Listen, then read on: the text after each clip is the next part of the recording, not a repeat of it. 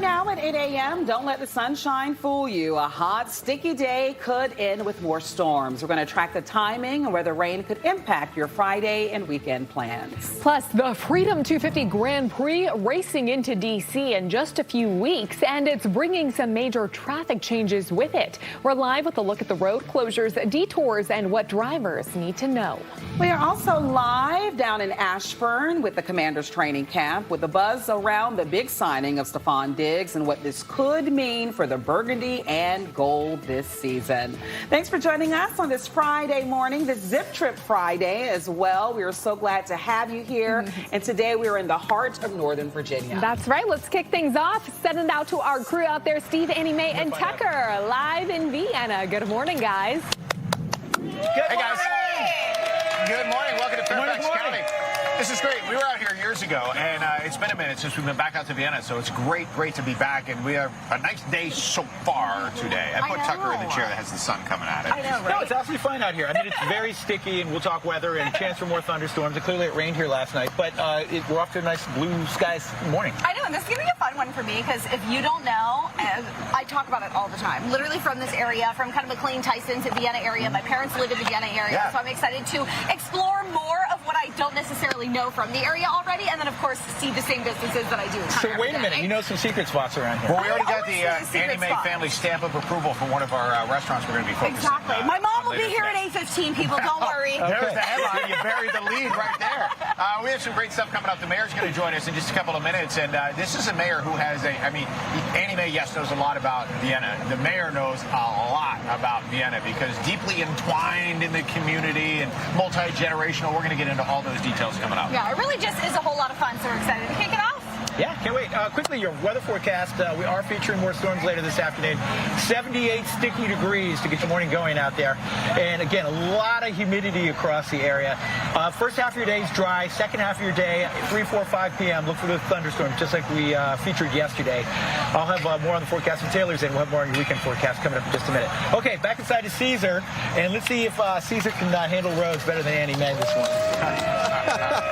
I don't know about that much, Tucker, but right now, one thing I can talk to you about is the fact that we have a issue going on for our Friday morning commute, right? So let's talk about it. It's over on 66 in the eastbound main lanes. So again, over by Manassas, it's the crash before Virginia 234, Sudley Road. Traffic gets by in the left lane only, so you're seeing delays from Prince William Parkway at about 21 minutes right now. So this area is of concern, so just keep that in mind. We'll talk more traffic, weather, and news in just a few moments. But I'll send it back over to you.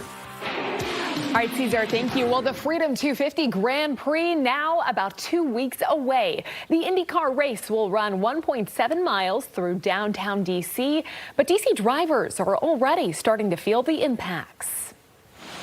Fox 5's Melanie Alwick is live along Pennsylvania Avenue where some of the track work is being done. Mel, good morning. Hey, good morning. So we are standing right here at Turn 1. I cannot even imagine what it's going to be like 2 weeks from now. And this, you can see there's a grandstand being built right down the street from me. And there's already these walls up, the protective walls. And then just down here in front of the National Gallery of Art, this is going to be not only the straightaway where cars are going to hit their highest speeds, but to the left of it, right in front of the National Gallery of Art, there's going to be pit row. And there's certainly concerns about the power of those Indy cars speeding past more than 100 times. I think it'll be fine. I don't think it'll have too much impact on the art because I'm pretty sure they prepared for it and they already thought about that beforehand. Never thought about that, but that makes sense. Like, I could see how that could affect the art. Just ruining the city with all this stuff going on here. So I think, endangering, these, around the Smithsonian, we have these world-class collections of amazing variety of stuff, and it's being put in danger for what? Now, a museum spokesperson told Fox 5 that are measures being taken to mitigate any impacts out of an abundance of caution. Organizers recently expanded the route to 147 laps to make it a true 250-mile event for the Freedom 250 Grand Prix. 7 turns, an extra pit stop, 27 race cars roaring at speeds up to 185 miles an hour. Road crews are working to weld down more than 220 manhole covers. Now, organizers are paying for most of the road improvements, as well as those 1,800 walls that will ring the track. Rolling overnight closures began August 1st. Those go from 8 p.m. to 6 a.m. And then starting next Friday, just beware that there's going to be dozens of road closures, full road closures, 24/7 until the end of the race. And those emergency no parking zones, those may last until mid-September. All right, certainly a good reminder there for us all, Mel. Thank you. And remember, Fox 5, your home for complete coverage of the Freedom 250 Grand Prix. You can look for live coverage right here on Fox 5, as well as streaming on Fox Local leading up to the big race and on August 22nd and 23rd when that race is set to run. Coming up, we'll have more in a live report and more details throughout the day here and the weeks to come as well. Well, this just in. The Commanders have just confirmed that Montgomery County native Stefon Diggs has officially signed with the team. Yes, officially official. Signed, sealed, delivered. The news comes as training camp is currently underway. Our Stephanie Ramirez live at the Big Bear AI Performance Center over in Ashburn with more. And Steph, everyone just so over the moon excited about this. Everybody's super excited. Also, Dan Quinn is speaking right now, the head coach. He confirmed that the plan is to start moving him in day by day, more so from the sidelines there. And he was talking about how he keeps learning more and more about Stefon Diggs' leadership. So you got to hear from the fans, right? Are we all excited? What are we saying? Fam is excited. And today is also Military Appreciation Day. So, sir, you're telling me both. You're both service member and a Commanders fan. Yes, I am. Yes, I am. I'm an Army veteran. Served 16 years in the United States Army, and I'm out here. I've been a Commander/Redskins fan for a majority of my life. Thank you for your service, sir. We appreciate it. And I got to shake your hand here. Thank Now, you. you got to tell me your reaction to the big news. Stefon Diggs officially signed. I think it's a great pickup. You know what I'm saying? It'll help our offense, and then I know we're going to run with it, especially with Jaden Daniels, everybody being healthy. I think it'll be a great pickup. That was a big question, right? Who's going to be number 2 wide receiver? Yeah, that was a big question, but now we got definitely a number 2. The other receivers will start picking up as well as the season goes, and then hopefully we'll be in the Super Bowl this year. All right. Thank you, sir. Appreciate it. Miss Luciana, right? Yeah, but she's telling everybody all the excitement. Real quick, your thoughts on Stefon Diggs officially signed? Yes, he is. Yes, he is. Can't wait to meet him. Can't wait to see him. What do you think he's going to do for the team? He's going to do wonder for the team. Wonder. He's going to do mighty everything for the team. Are we going to see Cardi? We might. We might. I hope so. I hope so. All right, guys, that's the very latest here. We're going to see the team as soon on the field. Let me send it back to you for now. A lot of people looking forward to the team and a newly signed Stefon Diggs, too. Seeing him out there with a burgundy and gold. Way to go. We'll check back in. Now it's time to check in on our team live in Vienna on today's Zip Trip. That's where we find Steve with the talk of the town. Hey, Steve. Hey, good morning to both of you this morning. Good morning to everybody. We're out here in Vienna, absolutely wonderful community right on the edge of Fairfax County, not far from D.C. And we're honored this morning to be joined by the mayor, Linda Colbert, who joined us when we were here years ago, and now we're back again. And thank you so much for having us. Of course. It's great to be back. Always welcome. So for folks who are not familiar with you or with the town of Vienna, and it is a town of Vienna, not a city, your history here is probably unmatched through your leadership and your parents' leadership. Tell me about this. Yeah. So it all started with my dad. My dad ran for the town council. He served for many years. And then my mom was mayor of the town. And when she was mayor, the town council built this town green, bought this property, and had this vision. And the vision is playing out exactly as they hoped. It's a great gathering place. Look at what we're doing here today. There's concerts. There's all kinds of town events, and it's wonderful. Yeah, your mom wanted to have an area where the whole community could come together for different events, which thank you, and thanks to your mom for doing this so that we could be here today with our viewers and be able to share all the great news about the community. One of the things that you notice when you come into Vienna, which is super easy whether you're coming off 66 or the other way, you lose the big buildings. You come immediately back into this oasis of just a smaller setting. Is that by design? It's totally by design. It's all about balance, right? So we want to grow as a town, but we also want to keep this small town feel that a lot of people like. A lot of that is actually just due to residents because we are such a community, we gather. But part of it is also just the feel of our businesses and things like that. Yeah. And it's great too because you mentioned the businesses, and we'll showcase a whole bunch throughout the day today. You got some of the best restaurants in the area. We do. You've got every convenience, coffee shop, whatever it is that you need that you can take care of right here in the community. There you're seeing some of them. Maple Ave, just come out here for a couple hours and stroll around. I mean, it's just absolutely gorgeous. But you've got the trail, the running, the jogging, the biking trail. You can take it right into D.C. if you want. It's only like 11 or 12 miles. That's right. Right here What next to the don't you have, Foundry. right? I mean, you've got everything here. What's coming up? We do have everything, and people should come. Well, they should come for our businesses. We've got a music venue. We've got bookshop. We have so many wonderful businesses, but they should also come for our events. So we have great events. We have something called Chillin' on Church. It's the third Friday of the month, and we have bands, and everybody gathers. It's like I talked about, food trucks, beer and wine, and sodas, and stuff like that. And then we have our traditional events like the Halloween Parade, the Church Street Stroll right down here on Church Street, Viva Vienna that Rotary runs, and Oktoberfest that the Vienna Business Association runs. I mean, it's just something always. People should be looking at the calendar all the time. Come to Vienna. And great people, too. Yes. Roughly, what's the population of Vienna? About 17,000. So and it hasn't changed a whole lot over the years. It goes a little down, a little up, but stays right there. 17,000 people, which is like could be one apartment building in D.C. or any major city. And yet you have some of the top authors in the world that are from here. You've got two of the best Major League Baseball young players in the world that are from here. You're doing something right, Mayor. We are. We're doing a lot of good things. What do you want people to know if they do want to come out, aside from all the great events that you talked about? If they want to come visit, well, you know, it's a great place to walk. It's a great place to bike. As you mentioned, the WNOD Trail. We have sidewalks everywhere that we put in so they can stroll down Church Street if they'd like. It's a nice day to just do that and go to our businesses, but also to look up our events. And also, you know, they can move here. I mean, I'm always, we really are. We're a very welcoming town. There's the invitation from the mayor herself. Thank you, Mayor. It's a pleasure. All right, it's great to do this every couple of years. Course. We do Come appreciate back, it. please. All right, we're going to take a short break. There's more information on the town of Vienna and, of course, the mayor's info as well. We'll see you with more from Vienna after this. Plumbing to electrical, heating to air conditioning. If you can't, we can. Michael and Son.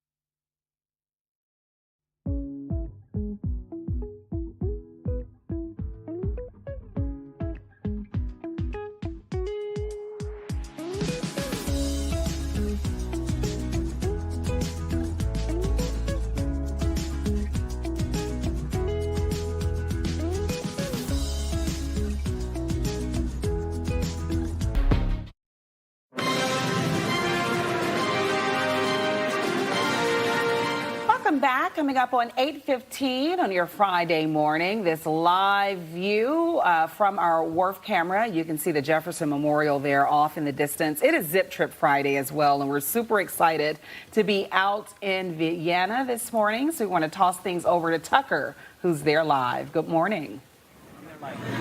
Good morning, Marissa. We're having a great morning out here. It's a very peaceful, quiet morning, and I have found something that I really want to talk about with everybody, and that is arts. And I'm here with the Vienna Art School, and please tell me your name. We're the Vienna Art Society. I'm Lou Cousins. I'm the director of the Art Center here, and we're one of the oldest organizations in Vienna. Amazingly, we were founded in 1969. Wow. So that makes it, 57 years as a nonprofit. Well, let me just interrupt. That doesn't sound so old to me, but I get what you're saying. Okay, continue. Yes, go ahead on. Well, it is old for something founded right here in Vienna. Okay. And we have branched out. We're now covering pretty much most of Northern Virginia. We have galleries everywhere, and a lot of support from the town. Our byline is enhancing our community through art. Wow. And it did start with enhancing Vienna through art, and now we're spreading out. Our members come from the region as well as all over the world. Wow. Like the painting that we have displayed right here is Madeline Chen, who has actually exhibited her artwork all over the world. Yeah, I can see why. Yeah. And typically we have about 160 members. Okay. All of them are committed to the byline of enhancing our community. So we participate in the Halloween parades. We participate in everything. We're very, very Are the arts for purchase? And can you take a class? Yes, we have classes. We have really, really good instructors, like top of the line instructors. Wonderful. And we also have open studio. Everybody is welcome to pop in on a Wednesday between 1 and 3 and paint. Okay. And sometimes there's a still life setup. Sometimes there's a video going on. Sometimes artists just come and finish their work. Wonderful. I'm really, really proud of this calendar. Yeah, this you is should a be. town calendar, and it won the best calendar in the United States. And of course, it's thanks to Open it up. We need to see a little of the work there. Yeah, that's fantastic. Yeah. Okay, for more information, I've got to do a little weather here. How can people reach out to you and to your society here? It's right there. Right there. www.viennaartsociety.org. I do want to introduce Dory. She's our... I do outreach for the town. For the Vienna Art Society, and we love. The world needs art, so we like to bring art to people who don't paint. And for instance, the optimists of the town of Vienna are going to come to our art center to do a collaborative artwork in a few weeks. We bring art to kids at Wolf Trap, and if you need any art, call us. Okay, wonderful. Well, thank you so much for getting up early with us. Thank you so much. Nice to see you both. Quickly, I'm going to toss it into Caesar, but we're in the upper 70s to start your morning. We do have the threat of thunderstorms back in the forecast later this afternoon. In fact, slight risk for storms. Just like yesterday, we had some strong storms. Be ready for those between about 3 and 8 p.m. That's a quick look at your current temperatures across the area. And again, maybe we can just show the 7-day, and we can just feature that we're going to be looking at thunderstorm possibilities the next couple of afternoons. There you go. I think Sunday will be a quieter day, but it's going to be very hot and humid for the next several days. That Bermuda high setting up. Okay, Caesar, I'll toss it back inside to you. Thank you so much, Tucker. Right now, we're still checking out the Manassas crash right on the 66 eastbound main lanes. Delays from before the Prince William Parkway are around 26 minutes, so traffic gets by in the left lane only. They are waiting for a tow truck that should help alleviate some of that traffic over there. I'll send it back to you. All right, Caesar, thank you so much. It's time now to get a preview of Fox News Sunday with host Shannon Bream. Shannon, so good to have you back. What are you working on? Well, my goodness, it's hard to know where to start because we've got Iran, obviously, the Strait of Hormuz. The president says at any time we could have an agreement that would allow free passage there. That's going to affect gas prices. And everybody wants this conflict over. It's highly unpopular politically and personally for a lot of these lawmakers, too. So that's top of mind. But also the Senate, as you know, today, they're about to go on a 5-week recess, and they've got a ton of stuff to get done. A lot of priorities the president wants done, but things like funding the government. I mean, we're looking at a potential September government shutdown. So we'll see how much work gets done here domestically as we track all those international issues, too. And then also Dr. Anthony Fauci. We know what happened with him yesterday, too, being held in contempt as well. No shortage of things to talk about. What about the guests on your lineup, Shannon?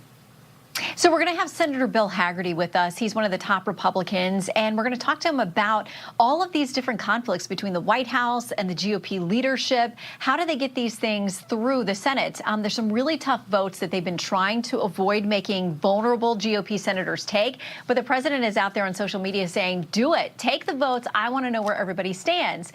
We're also going to have Oliver Larkin. He is one of these Democratic Socialists of America candidates out of Florida, one of the big races we're tracking down there for congressional seat.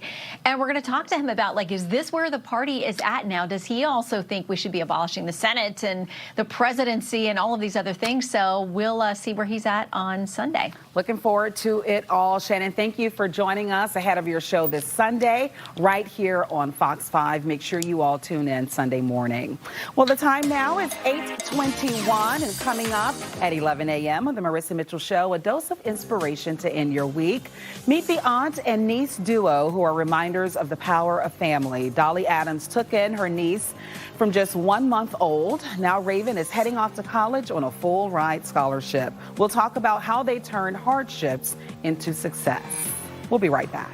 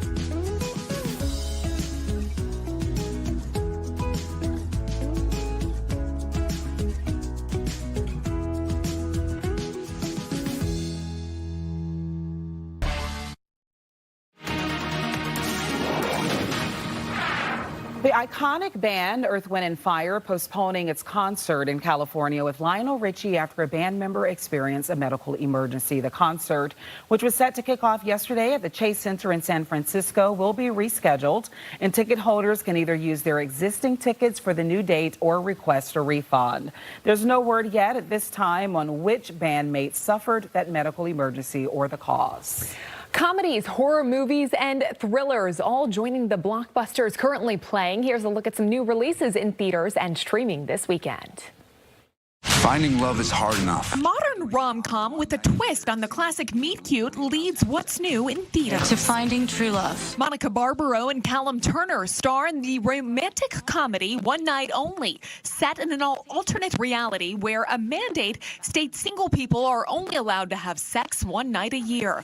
The two play strangers in New York City whose paths cross on this unromantic of all evenings in a will they or won't they full of surprises. 1, 2, 3, go! The comedic chaos, courtesy of Broken Lizard, returns in Super Troopers 3, with the group taking on a drug ring, as well as Thorny's schemes to break up Farva's engagement to his sister. You guys see that weird ice cream man today? Writer, director, and star Eli Roth unleashing the unrated, gore-filled horror flick Ice Cream Man, about a town where chili treats transform kids into killing the adults in town. I love you. On digital is Soulmate, set in the Megan universe, following a greeting engineer who programs an android to be his soulmate, leading to ruthless robotic mayhem. I won't open. On streaming, there's Netflix's sci-fi thriller The Last House, with Greta Lee and Wagner Moura about a family fighting to survive after becoming mysteriously trapped inside of their home. Welcome back. Ted Lasso, Rebecca Keeley and team back on Apple TV with season 4. We're going to rule the school. Ryan Murphy's The Shards on FX and Hulu, based on the best-selling novel. Set in 1981 LA, the series centers on a group of high school prep students navigating dramas of their lives and dangers of a serial killer. The cast includes Igby Ridney, Kaya Gerber, and Homer Gier. Well, there's also Spider-Man Brand New Day, of course, leading the way at the summer box office, crossing the $1 billion mark globally just in its first week alone of release. Yes, I need to get caught up. I know, same. No pun intended, in the web of Spider-Man and watch it. Maybe this weekend, we'll see. All right, well, if you're looking for fun, you can find it right now. You don't have to wait. Live on our Zip Trip in Vienna, we find Annie Mae for Friday Finds. Good morning.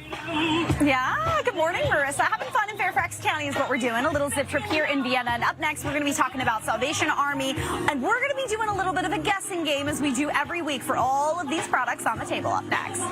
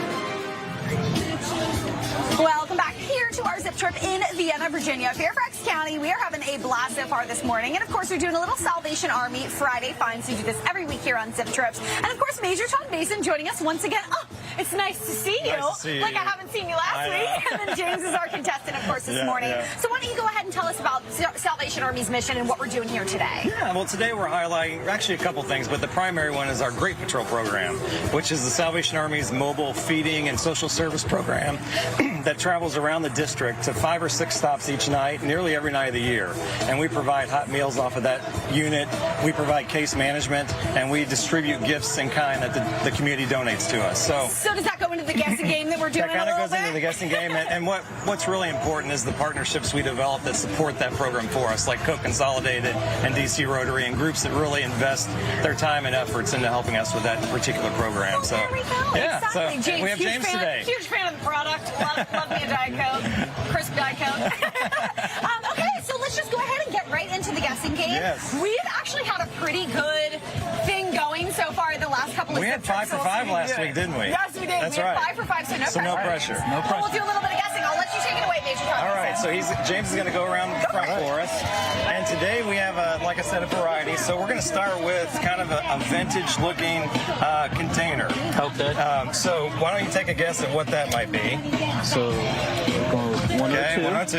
Okay, and then often the community donates things like gloves and socks to us to distribute off of Great Patrol. So today we thought we'd put some socks in there. Those are cute. All Oh my right. gosh, are those Bombas? I love Bombas. I'm wearing Bombas. Okay, they are. So we're going to go with 5 for those. We got 3 more. What are you thinking?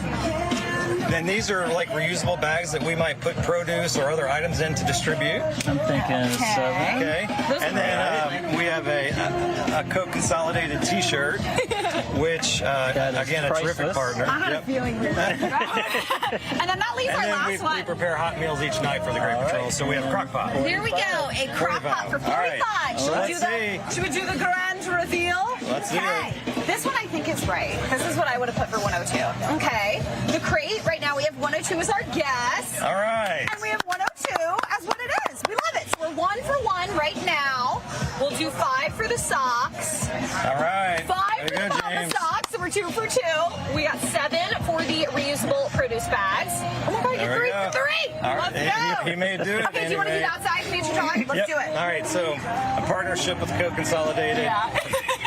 Priceless. Yes, thank you all. Very grateful. And then he gets 45 on the crock pot, which he is correct. And there we go. That leaves Well our last done. one for 45. Let's go, James. 5 right. for 5. 2 weeks in a row. 2 weeks so in a row. Haymarket, okay? Next We're coming. week, we're coming for you. We got something for you as well. Yeah, a Fox 5 and a Salvation Army T-shirt. Thank you for Awesome. participating Thank you, today. sir. Thanks for your great partnership. Thank We you. love it. So tell us a little bit about what you guys do in your partnership with the Salvation Army. So, as the local bottler across D.C., Maryland, Virginia, Coca-Cola Consolidated is honored to pour back into the local communities throughout the region. We love it. That's So is there terrific, any information that we can get if we want to, of course, support both causes here today? Yeah, to support, to volunteer, because we need a lot of volunteers for Great Patrol as well. Just go to our website and click on the link, and you can sign up to volunteer. All right, well, thank you both so much for Thank joining you. us here today at our Zip Trip in Vienna. We got the music bumping already. We're having a good time, so make sure you come out to join us on our Zip Trip. And, of course, thank you guys so much. Coca-Cola Consolidated as well as the Salvation Army. Steve, over to you. I know you're having fun somewhere.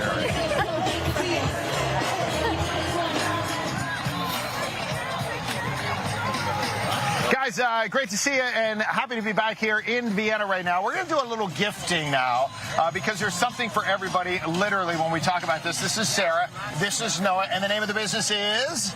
Cherry Lane Gifts in the Home. And why is it Cherry Lane?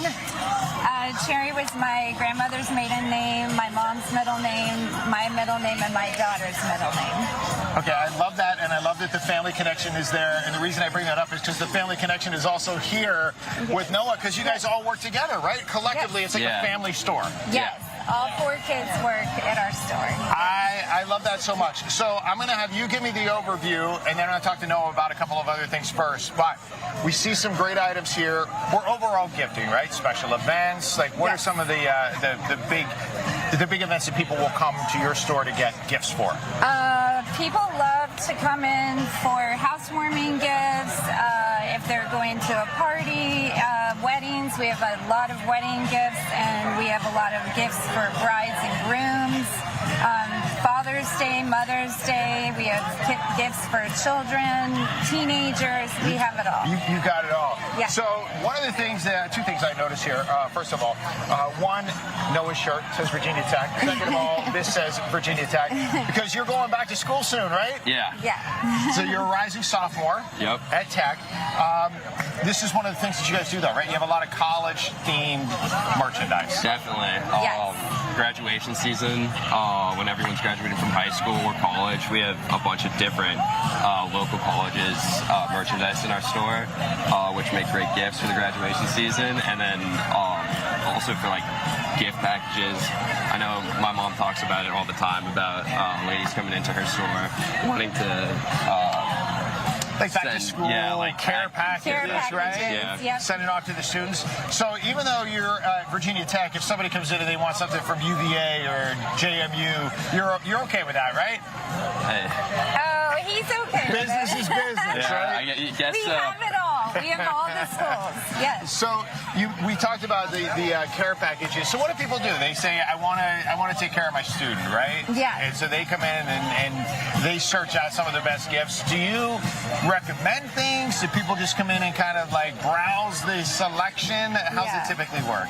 We usually will help recommend some things. I also have a rising freshman at Virginia Tech, and she's going to be starting in the fall. And so we kind of have a couple of ideas of things that we do and we recommend. So things for the boys, and also I think a good idea is to make it just kind of a smaller box so it's not too heavy for the kids to carry back to their rooms. For sure. But listen, that happened last year with him. So too much? You have too much stuff on? Yeah. So what are some of the things that we have here? Obviously some necessities and some comfort items, right? Yeah. So a lot of popular items for the girls right now is the getting ready package, which is like the headband and the wristbands. We have shower steamers, a little jewelry box, jewelry for colleges, and we have all sorts of colleges. Yeah. Letter writing, which is awesome. These are new, and it folds up, and you just put the dress that's so on cute. it. So it folds right up, and then you just drop it off. Yeah, they're new. They're called Pigeon. These are awesome. They're pinch tech kits that have everything you need to go to the library. And looks super cute in the pink as well. These are Birdie. This is an alarm for girls to carry on campus. Very smart. A fun card just saying with love from Vienna. That's the one that we need for today. So here's what I would recommend. If people come out and they can find you where? What's the location? We're at 115 Church Street. We're on Historic Church Street. Okay, Historic Church Street. So just come down and just browse because you filled a need. There hasn't been a store like this in Vienna for a long time. Yeah. And you said you've got great, overwhelming support for the community, which is great. We love to see that. We wish you the best, Noah, as you head back to Virginia Tech shortly. And in the meantime, we want to send everybody at home some love from Vienna. I can't put this in the mail for everybody, but we'll do it through the cameras here, and we'll send you a love from Virginia, Vienna, Virginia card. Thank you, guys. We wish you the absolute best. Thanks for joining us today. Check out the local neighborhood shops. They do a great work in the community, and you'll find some awesome treasures as well. We're going to take a short break. We're going to have our first taste of Vienna coming up from a great restaurant. You've seen it before on our show. Now we're here in their neighborhood. Up next. Thank you. Plumbing to electrical, heating to air conditioning. If you can't, we can. Michael and Son.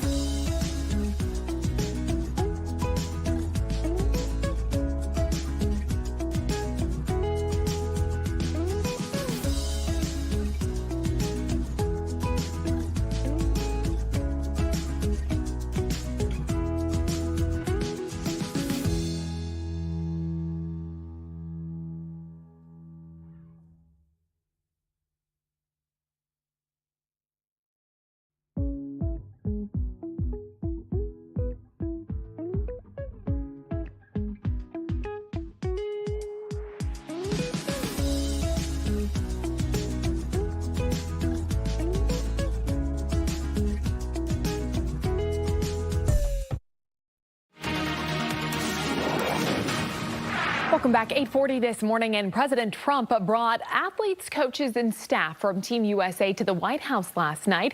That event was to celebrate the achievements of the team in the Milan-Cortina Winter Olympic and Paralympic Games. 300 athletes representing Team USA brought home a total of 57 medals. The president highlighted both U.S. hockey teams and spoke about his administration's efforts to, quote, save women's sports. Under the Trump administration, we're doing everything we can to protect the cherished sporting traditions that have long been part of our nation from the beginning, right from the beginning. And already we've done a lot to help save women's sports, and we're also saving college sports. We're in the process of working very hard. The White House says some athletes were not able to attend the event because they're already training for the next Winter Games. Washington Commanders teaming up with Children's National to launch a brand new experience for their youngest fans. It is called Tutty's Buddies, the official Commanders Kids Club for children ages 4 to 13. Fans who sign up and will receive an exclusive membership kit complete with a backpack, football, and a Major Tutty plush toy. Families can register online right now or in person starting tomorrow during Kids Day at Commanders Training Camp. Let's get to our morning boost now, and age just an altitude for 97-year-old Betty Bromage, who has broken her own Guinness World Record for oldest female wing walker. Betty has flown attached to the outside of an aircraft wing 6 times in her life. First time was at age 87. The record breaker shared that her adventurous spirit comes from escaping boredom. She says, I can't drive, I can't see very well, and I get a bit frustrated, so I want to do the things I can do. And so she went on and took that quite literally. Good for her. Love to see it. All right, let's send it back out to Annie Mae. She is getting a taste of the town for us this morning in Vienna. Yeah, good morning, Jacqueline. Up next, we are going to have a little bit of fun here with the setup. I don't know if you can see it just yet, but it looks amazing with Carnegie Diner and Cafe. Up next, we're going to be doing a little taste test too, right? Yes, we will. Let's do this. We'll start with mimosas. Hey! Hey! Hey!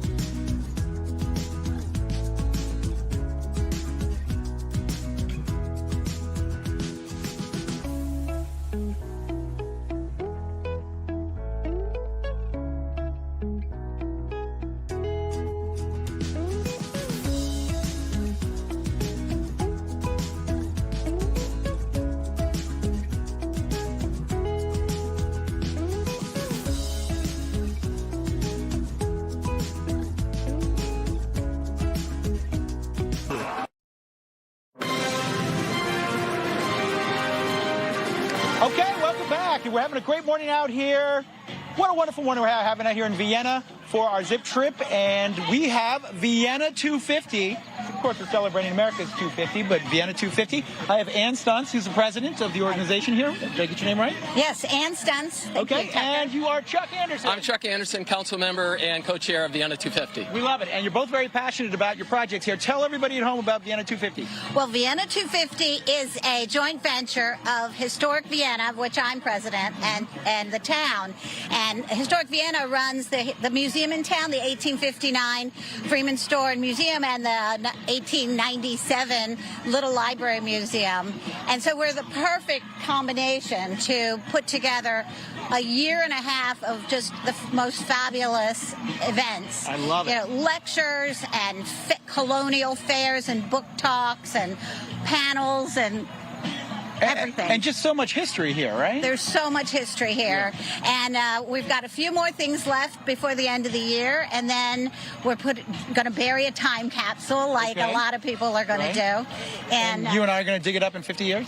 Yeah, we are. Okay. Or we'll get our kids to. Okay. Right. Right. No, we're going to make it. Okay. To the 300th. Okay, I want to talk to Chuck. Chuck, we've got a passion project here. Tell everybody, we kind of zoomed in on it. What's our project? So this is a depiction of a house called Moorfield. It was the home of a guy by the name of Jeremiah Moore, who lived here in Vienna during the revolutionary early Republic era. Yes. And he's actually very important because he really was one of the real drivers of the separation of church and state and religious freedom. At one point, he gathered 10,000 signatures to support the separation of church and state and provided it to Thomas Jefferson and others. So the house was disassembled in 2003 in hopes that we rebuild. As a legacy project, we would love to rebuild it, and we've actually even recovered some of these bricks, which were from the original house, and you see amazing. There is a child's footprint. Yes. Most likely the child of a slave. These were probably made by slaves who wanted to leave a mark for the future, because that would never be seen when the brick was being used as part of the fireplace. Isn't that incredible? So for more information, or people want to get involved in your organization, how can they find you? They can just Google Vienna 250. That's the easiest way. Okay. I've got to wrap it, but great passion project, and that house may end up somewhere near where we're standing, right? If we can pull it off, yes. Maybe somewhere near where we're standing. Okay. I mean, I don't have any personal property I can put it on, but I live in an apartment, but maybe one day. Okay, quickly, can we do some weather? And then I'm going to toss it in. Oh, I'm going to toss it to Steve and Annie Mae. But 78 degrees. I want to give you a heads up. We could have strong thunderstorms this afternoon, just like yesterday. We will be back in the 90s, so a hot and humid afternoon. Look for those storms. The window would be between about 3 and 8 p.m., 92 this afternoon. And a hot weekend ahead as well. We'll have more on that coming up. In fact, there's your weekend forecast. I think Sunday may trend drier, but Saturday, certainly some storms around. All right, off to Steve and Annie Mae for more food. Thank you so much, Chuck.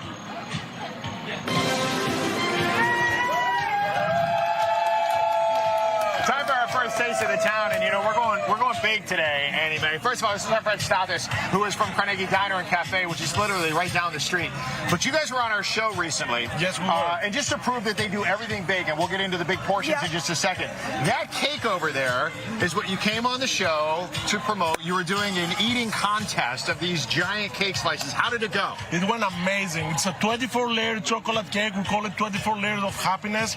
And people had so much fun. We did it 2 years in a row in Vienna, and we can't wait to do it the third year. Did people eat the whole thing? The people eat the whole thing. It was an amazing. You can check it on the social media. What was the time on that? They did 15 minutes. They did 15 minutes to it, but it was a double piece. It was like 2 pounds of cake. Oh my God, that's 24 layers. 24. Double that, 48, 15 minutes. That's insane. That's crazy. See that mental math there? You're on it. You're on it. Listen, here's the thing. If you're looking for them, if you're coming off 66, you're going to find them because when you come into Vienna, the roads lead literally right to their building. And you've got a big building, you've got big portions, you've got big foods. What do you want to show off today? Yeah. So we have everything. You can try our Greek salad. Our omelette plates comes with hash brown. Even bees love it. We have salad and bread. We have a triple-decker sandwiches that has bacon, chicken, lettuce, the whole 9 yards. Our burgers are famous. And you can also also have for dinner a big ribeye, 16 ounces of ribeye. And of course, if you want pancakes, we do that double stack pancake with blueberries, strawberries, and blueberry jam and whipped cream. And you know, I have extra whipped cream over here in case you guys want even more. Because why not? It's not enough. And then we have our certified organic maple syrup, which is like, you know, you cannot have pancakes without maple syrup. You go crazy over here, and that's how we do it in Carnegie Diner and Cafe. This right here is the size of Annie Mae, I think. That is the I brought a steak knife to cut it. That's how, and I brought just for the awesome. And you touched on it a little bit, but what was the reasoning why you wanted to just create like almost like family style? You can order a couple of different things and everybody can pick off different plates because you have so much food. What was the reason behind that? Because diners always supposed to have big plates, but you have to have quality.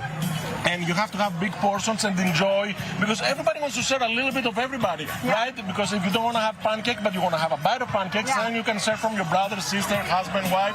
I also brought mimosas because, hey, it's 5 o'clock somewhere. It is. Another really cool thing, too, is you mentioned the Greek salad. That kind of plays into your Greek heritage a little bit. Do you put a little bit of spice in every dish that you make? Yes, I do. I put oregano almost on everywhere. I put oregano on Greek oregano on French fries, but yeah, we love Greek salad, and I had to represent my heritage. Absolutely. So, and that's why he said everything is big, everything is amazing. We've tried it, we can vouch for it. And if the name sounds familiar, and you're thinking that kind of sounds like that Carnegie Diner up in New York City, it is. It is.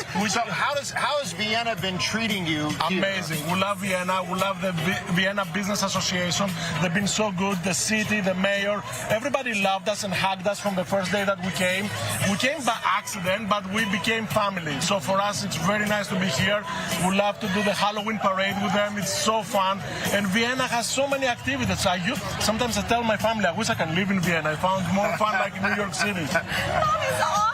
Thomas, thank you so much for joining us and bringing lunch for the entire crew. This is absolutely.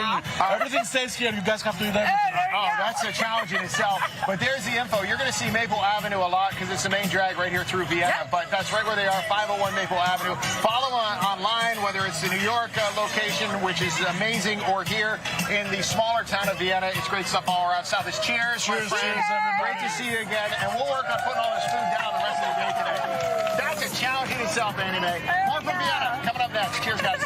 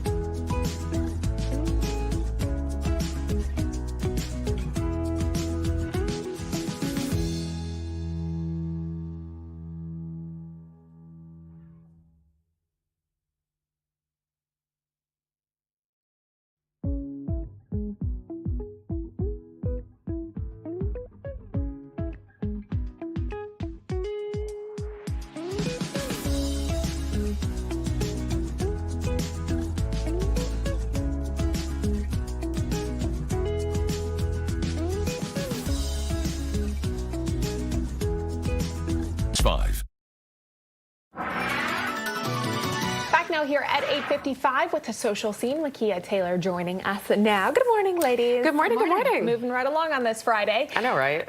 So first up here, a New Jersey pizzeria owner speaking out after a viral video showed her ripping into a family who brought their own birthday cake to the restaurant, all because they asked for a knife to slice the cake for a child's 5th birthday celebration. The owner of Joey's Tomatoes is standing by the decision to not accommodate the guest, which posted the clip online, saying the request for a knife goes against the restaurant's policy, citing customer safety and liability. The family-run business has even joked about a new tagline: "We don't do cake, we do pizza." So I guess I'm assuming that they weren't there eating pizza and then also brought a cake. Is that like that? They just showed up and had a cake and wanted a knife. Is that it? No, they were eating at the restaurant, having pizza there. Party, right? And then they brought a cake, brought the cake out, wanted to obviously For cut it dessert. up for Totally dessert, fine. and Totally. asked for a knife. Yeah. And So they didn't want to give it to them. They even said they don't do cake. So what are you supposed to do? Go to cake after? Right. I think the implication is that, right? Like, we ate at your restaurant. We didn't have a cake. So my advice: just bring a knife with you if you ever feel like you're going to be in this predicament. Or but just also, call first. Just call first. Ask questions before you go. I can see from the restaurant's standpoint when it comes to safety, because if that person, accidentally cut themselves while they're cutting up the cake, now are they liable for that because they gave them the knife? I can see it from that standpoint. However, it's kind of like, are you just creating more problems by now? Just give them the knife. I think this is blown out of proportion. Yes. Think about every restaurant that offers a steak, say a knife. Say you order a steak, or maybe you use it to cut the pizza up for the little toddlers. Right. I think it was more than just a knife situation here. I mean, it was blown out of proportion. For future, just call. Just call. Ask if cakes are allowed. Bring if not, what you then need pick if you another need pizza it. place. Yeah, exactly. Especially for a little kid's birthday. He probably wanted his little race car cake versus whatever they're offering, and I think that's fine. All right, something a lot of restaurants probably experience. Well, a bee attack almost ruined a beach wedding, also in New Jersey, when the stray insect flew into the bride's face. She swatted the bee away, knocked her engagement ring into the sand.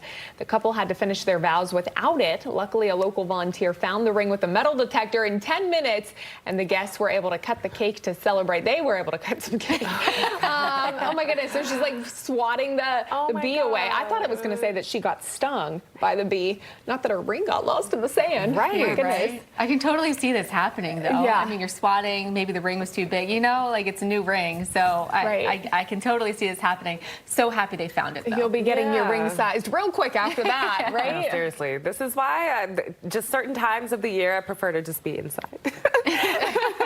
Just in case. No, it's so interesting that there was a bee on the beach.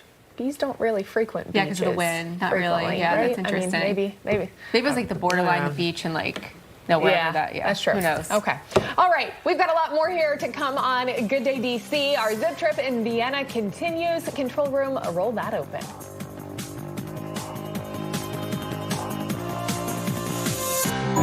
Right now at 9A, don't let the sunshine fool you. A hot, sticky day could end with more storms.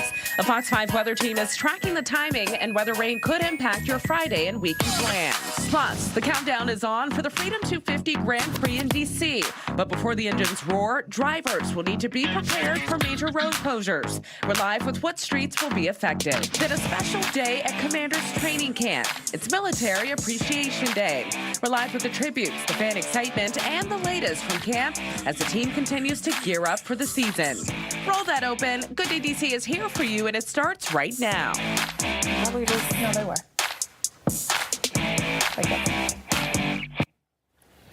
Good day, D.C., Maryland, and Northern Virginia. It's 9 o'clock on this Zip Trip Friday. Thank you so much for joining us. And I don't know about you two, but I've enjoyed watching all of our Zippies, our team live outs in Vienna, Virginia. So I think it's high time we check back in. How about that? Yeah. Oh, and they've switched up on us. They're all dressed up. So let's check in with Annie Mae, Steve, and Tucker.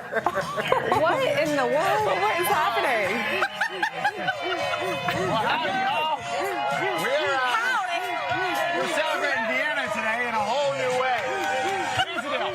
Vienna, you're number one in our hearts today. We're going to be out here till 11 11 o'clock. Why are we dressed like this? Because we're also doing the Nats game tonight. Fox 5 obviously partnering with the Washington Nationals. And tonight and this weekend, they're doing country night, country weekend. So bottom line is, if you come to the game tonight, you get a post-game concert for free, which is really cool. Jordan Davis. And if you buy a special ticket package, you can also get these really cool cowboy hats like Mae and I are rocking. And then if you are one of the first X number 10,000 tomorrow, I have to look up the number. Let's It's go with 20,000. 20? Yeah. 20? Do I hear 25? 20. Not only do you get the Hawaiian shirt, but you get the Hawaiian shorts this year. How sweet is that? Give us a little shout. Careful. Let's not do that. Hey, guys. You knew it was going to come out of a minute. When you come out to our Fox 5 zip trip, okay? We always have a fun time. Again, it's going to be a really fun one tonight. Of course, Fox has the game, but we're here in Vienna for our zip trip this Friday. And we're going to learn more about the community coming up. We talked to the mayor last hour, and we're going to talk with a county official this hour who already got a picture of me in this outfit, and I'm a little worried now that's going to go on the county website, but nonetheless, it's all for fun. So we'll be doing that coming up in a few minutes. I know, that's really fun. Always, we have a little bit of Fitness Friday, so we're going to be doing some Pilates in a little bit. Maybe Tucker will join us in his I'm going to be talking Pilates outfit. First responders at 9:30, but I promise I won't do it like this. Otherwise, they might. That's a little bit more serious. They might look at you sideways. Find a reason to save you. But I got to be honest with you. I might take this home and just wear it tonight and all weekend. Here's the nice thing. We have another taste of this hour, and based on what we did last time, we need the stretchy shorts. You're not wrong about that, Dave. We're putting it down so far this morning, so it's a lot of fun at Vienna. Okay, we're here until 11. Quickly, Annie Mae and I are not sweating, but Steve has already had beads of sweat down his face. Yeah. It's going to be a hot, humid afternoon. We do. We get pretty like that.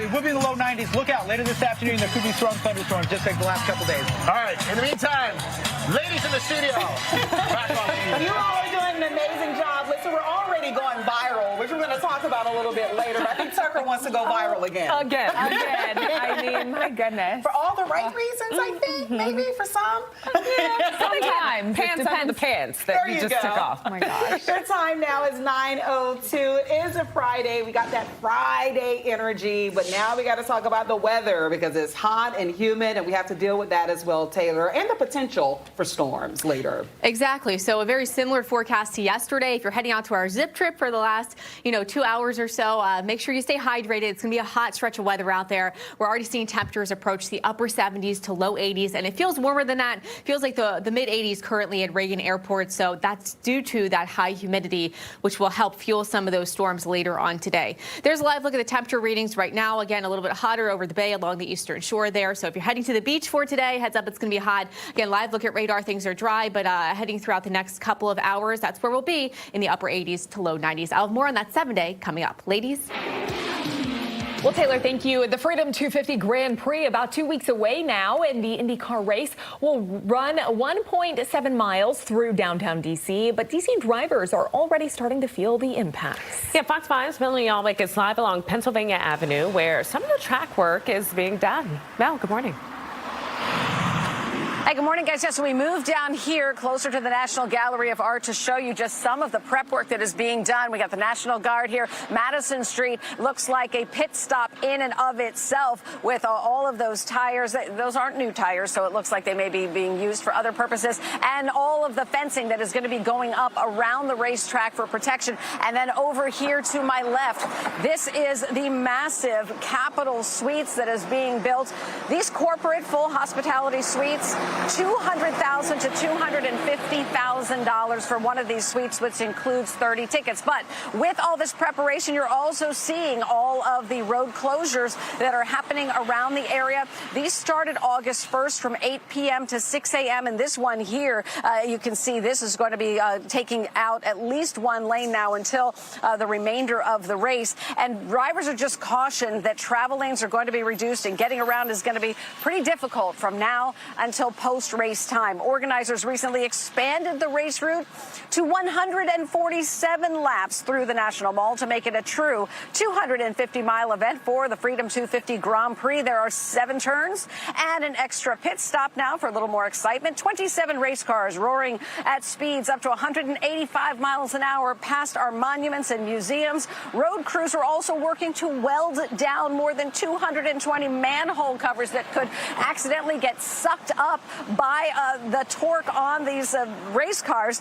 Organizers are paying for most of the road improvements as well as the 1,800 walls to ring the track. Now, the National Gallery of Art and the Smithsonian, these race cars are going to be roaring right past them, and they actually studied whether the vibrations would cause any damage to their priceless collections. A museum spokesperson told Fox 5 there are measures being taken to mitigate any possible impacts, but only out of an abundance of caution. So you just need to know that starting next Friday, not rolling road closures anymore, but actual 24/7 road closures in dozens of downtown locations where the race route is going to be.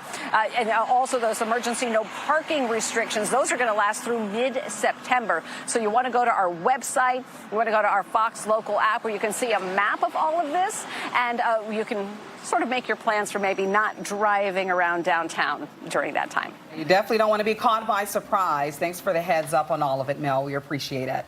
Well, I guess we have an update each hour on this. Right now, Fox 5 can confirm Maryland native Stefon Diggs is in uniform and on the field. The team announced he is officially signed this morning. Yeah, let's get out to Fox 5's Stephanie Ramirez. She's live at training camp right now. Stephanie, I know this is what fans have been waiting for today. It's official, guys. I don't know if you can see, you probably can't, but here's the roster for the team on the practice field today. Number 18, Stefon Diggs is on there. We did also see it with our camera. A lot of excitement today, and these are the young fans, the new fans of the future, as well as the old fans ready for the news. Okay, Clint, you told me you're usually at Zip Trip on Fridays, but you're here with us today. Yeah, that's right. Usually I'm with John C. Flood and Fox 5, but today I'm with Commanders and Veterans. So we got some big news.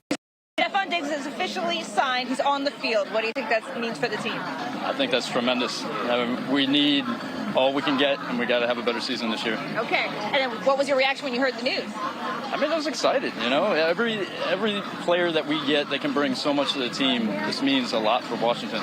And also a big deal today, we're celebrating military members, right? Tell me your thoughts on having this moment today for those service members and service members' families. Yeah, the people here that support our country all around the world, and being able to come here as a community and see what not only they're defending, but you know, it's a great opportunity to get.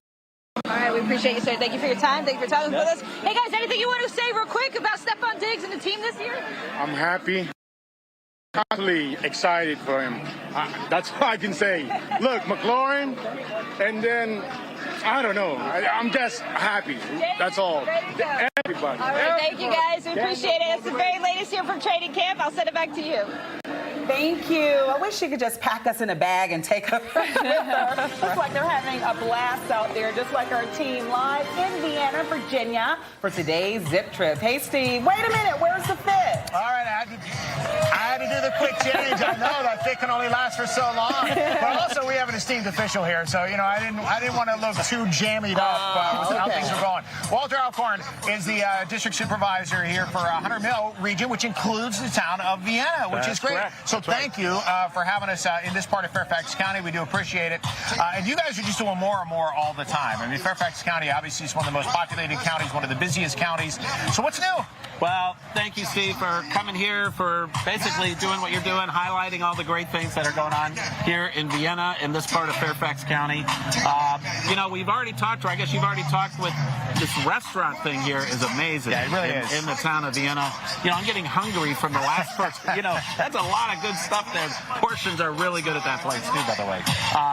So on the private sector, we got great things going on, you know, restaurants. Our business climate is very active right now. You know, our Dulles Corridor, which is very close to Vienna, one of the most dynamic parts of the DMV economically right now.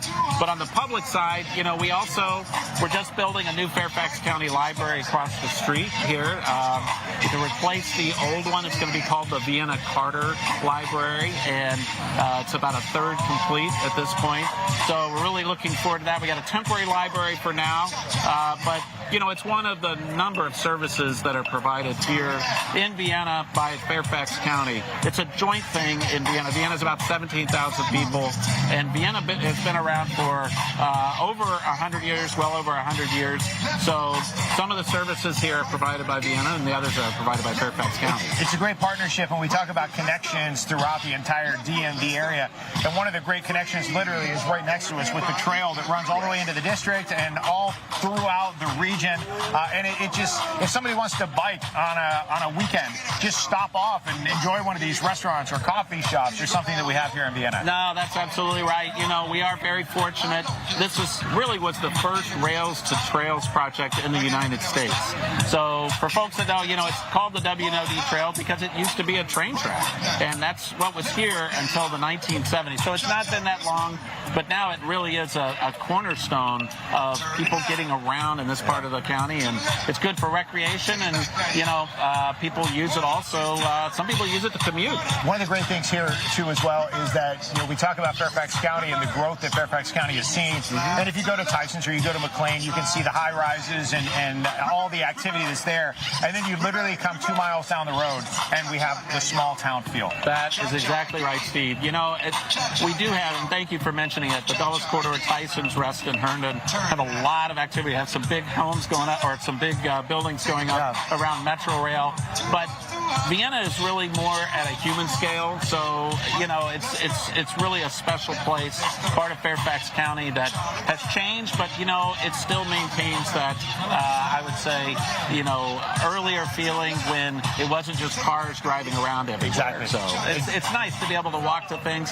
I used to live in Vienna during the 90s and really enjoyed that when I lived here, too. It's a great place to visit, and, you know, I do recommend coming here if you're looking for a place. The events that the mayor mentioned earlier, fantastic events throughout the year, too. Absolutely. And like we've been mentioning all morning, great food. We've got more businesses to spotlight throughout the day as well. There's the information if you want to learn more about the 100 Mill District of Fairfax County, of which this is part. Thank you so much for your hospitality. Thank you, We'll work on getting you one of those Hawaiian shirts, too. All right. We'll be Thank able you. to match as we head down to the game. All right, we're going to take a short break. Much more coming up from our zip trip in Vienna. We're here till 11. Hope to see you.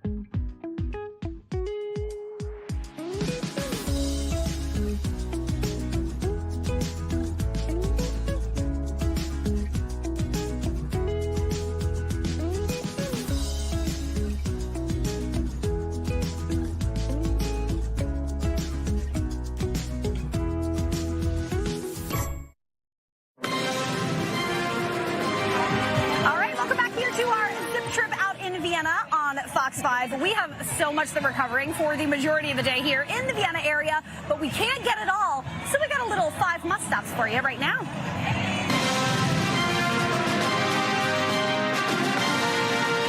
Number 5, Caboose Brewing Company. Indulge in Vienna brewed beer, handcrafted cocktails, and mocktails.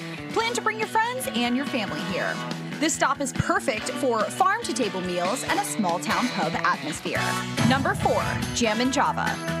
While you can get coffee here, it's also the perfect spot to enjoy daily live music. Search their calendar for your next concert, ranging from local artists to big stars. Pair a slice of pizza with a house brew during your next visit. Number 3, Meadowlark Botanical Gardens. Take your family to the interactive children's garden or stroll along the scenic paths. This stop could serve as the background for your next family portrait, or you can enjoy the views of the lake and gardens year-round here.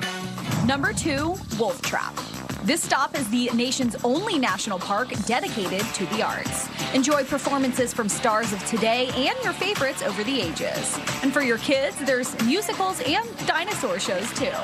Number 1, downtown Vienna. Shop till you drop along the stores of Church Street. Grab a bite to eat while you're there and take your family to embrace the outdoors at the Washington and Old Dominion Trail. There's really something for everyone here. Listen, we love celebrating all the great things that you can do in the Vienna area. And joining us now, if you really want to get a fix for the outdoors, we've got the perfect spot for you. I've been there. I absolutely love it. This is Jules. This is Ben. We're talking about Meadowlark Botanical Gardens. And this is like, I hate to say a hidden gem in the area because a lot of people come all the time. But there's a lot of people that don't realize that you're here. And it's a break from all the town and city environments, right? Exactly. Well, we're getting popular and more popular every year with hundreds of thousands of guests. Yeah, and I mean, events, just wander around, plants. Tell me some of the highlights if somebody wants to come out and make an afternoon of it. Oh, well, there's 95 acres, and it's right off of Beulah Road. And we have lakes and beautiful native and ornamental gardens, woodlands. If it's too hot, go around the woodlands. And there's just something for everybody. We have all ages seem to enjoy us. People go all over the world looking for great gardens, and we have one right here. Right in our backyard. I'm surrounded by all the great volunteers, some of the great volunteers who are making it happen. And Ben, you're specializing in some of the plants that we can find there. So break it down for me. Like what varieties, how many, what should we be looking for if we come out? Well, I don't know if I can count how many plants we have on site. We have some really lovely plants in front of us that are in bloom. We got some really nice native plants. We got some goldenrod here, some Joe Pye weed, some coneflower, some rudbeckia, and some hibiscus in front of us. But you can come any time of year and you're going to see something exciting. So is it all native plants on display, or do you have more than that? We have more than that. So it's not just natives. We have ornamentals. We got a little bit of everything. In front of me is a daylily. We have an accredited daylily collection. So that's pretty unique to us. We have award-winning and local breeds. I was going to say, the daylilies, you can't find that everywhere. So that's something that's got to be special to you guys to have something like this on display, right? Exactly. As Ben said, it's the only accredited daylily collection in the country. What, the only one? Yes, sir. All right. Well, we gotta put an exclamation point on that one, which is great. So what do you find when people come out? Do they come out to wander the gardens? Do they come out just to relax and be among nature? What do you typically find from folks who want to visit? I find that people, they bring their toddlers, their strollers, they go for a walk, they enjoy. We have, of course, a lot of labels so you can learn about the plants, interpretive signage, but then also if you want to pretend like you're not anywhere near Northern Virginia, you go into the woods, get some nice peacefulness, but there's just so much to look at, and every day something new is blooming, so you always want to come back and see what's happening next.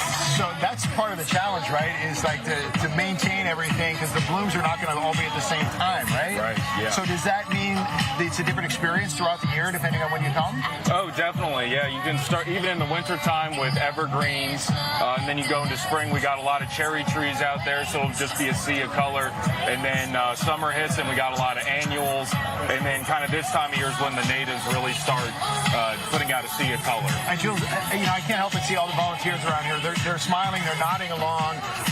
It's got to be a huge lift for you to know that this many people care about this property. They are, that's the cool thing about Meadowlark is people, it becomes like their space. And we couldn't do what we do without our volunteers and our amazing staff. And they're so passionate. We have a great time working together. And then when the public comes in and we have special events like our Halloween hunt for all of October, Winter Walk of Lights has about 100,000 guests. We've got that positive energy and funness that I think everybody feels when they come to Meadowlark as well. It's a real treasure. All right, Ben, I'm going to put you on the spot and make you choose your favorite child. Is there a plant or species that is super passionate to you? On this table, I'm a really big fan of grasses. I don't think any garden can be complete without an ornamental grass. And this little blue stem right here is one of the best you can find for native grasses. Really good substitute for any situation. Looks really nice in spring, summer, and fall. And in the winter, it'll still have a nice color in the winter time. I love it. All right, listen, so you can get the expertise from somebody like Ben or one of the volunteers, or you can just read along as you go, learn about some of the species native or not to our area, and check out the daylily collection, one of the finest you'll find in the entire country, right in our own backyard. There's the information. If you want to check it out, the website, or go peep on social media, it's up to you. But come visit it. It's a perfect oasis right in the middle of the DMV. Thank you guys for coming in today. Thank you. Hope you lots of visitors. Thanks to our volunteers. Yes, thanks to the volunteers for making it happen as well. Lots of big events coming up later this year and around the holidays, too. We're going to take a short break. More from Vienna coming up after this. It's now 9:21. We're here till 11.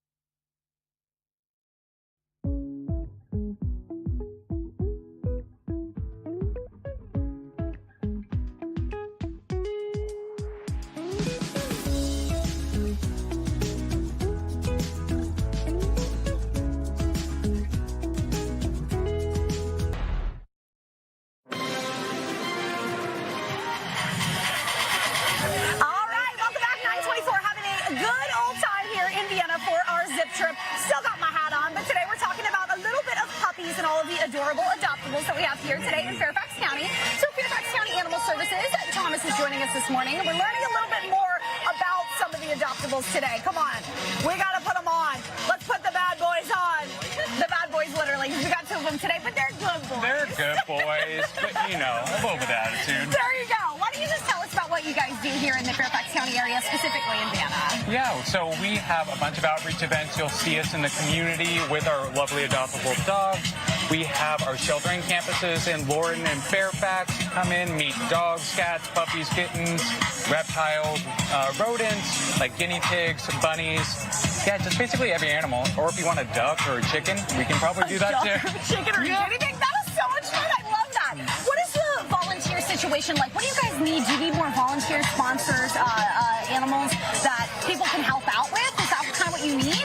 I think one of the biggest needs we have now is probably we always accept used towels, so bring them in because we use them for linens. But for these two, our cats, privacy, and then also new unused cat and dog food, litter that really helps actually go back right into the community through our pet pantry. So when we have a family that may not be able to afford some part of their pet care, this allows them to kind of not worry about them, focus on other expenses. I know, right? So that's what's important. So now we're going to meet our little babies today. Who do we have here? This is Forrest. He's about 8 years, 7 months old, and he loves a good butt scratch. Oh, we love that.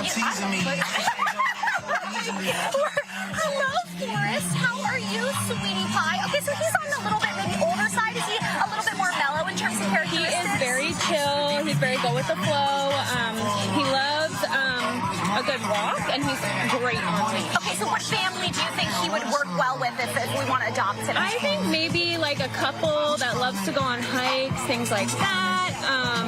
Maybe a family who just has some older children.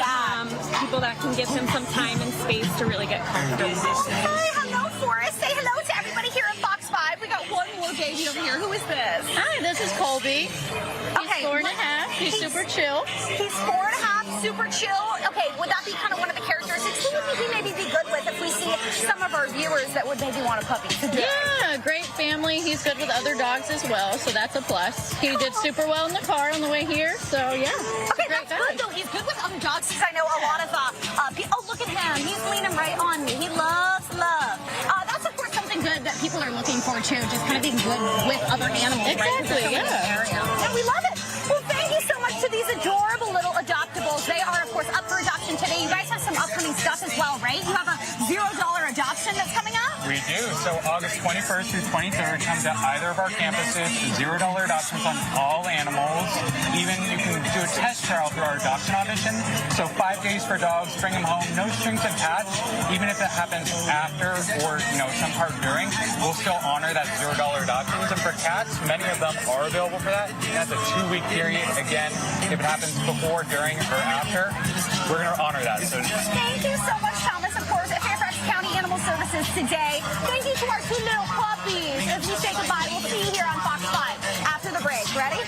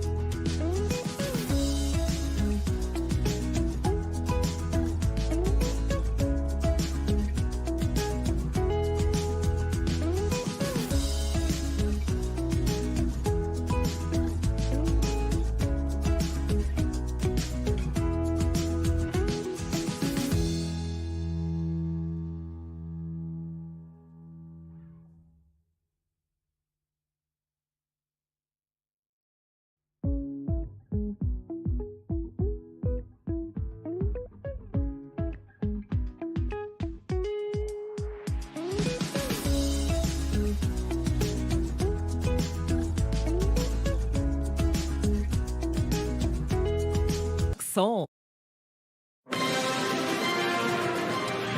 Welcome back, First Responder Friday, and of course we got to start this off by thanking Dunkin', who sponsors this. And ladies and gentlemen, if we get the question right, we all get Dunkin' cards, and mostly I just want the Dunkin' cards, so there's a lot of pressure here. Okay, we're going to start over here with Fairfax Fire. Did I get that right? I did. Please introduce yourself. Battalion Chief Lori Pepperell. All right, and so your name is? Assistant Chief Brian Edmondson. All right, and I want to give a shout out over here to the police department. This is Vienna Police, and you are the chief? Chief Dan Janicki with the police department. Okay, and your most important member down here? This is Marlon, our facility support dog. Okay, let's start with police this morning. How's the summer been going? Big 250th anniversary here and smooth summer? Yeah, it's been going great. A lot of special events. Just about every weekend we got stuff going on here in town. The police department is very involved with the community. We interact daily with them. It's a big part of what we do every day. So just I've noticed here since I got here this morning that many members of the community have come out and talked to you guys, and everybody seems like it's almost a family atmosphere out here. It really is, and that's a big part of what we do. Our officers know that. We're a small agency. We have 41 sworn, but a big part of what we do is just being a part of the community, interacting, developing relationships, partnering with, just everyday families. Most of our officers know the families and the business owners and stuff, so it works great. Any summer initiatives? Are you recruiting rest of the summer? We're almost fully staffed right now. We're down one position, which is a good thing.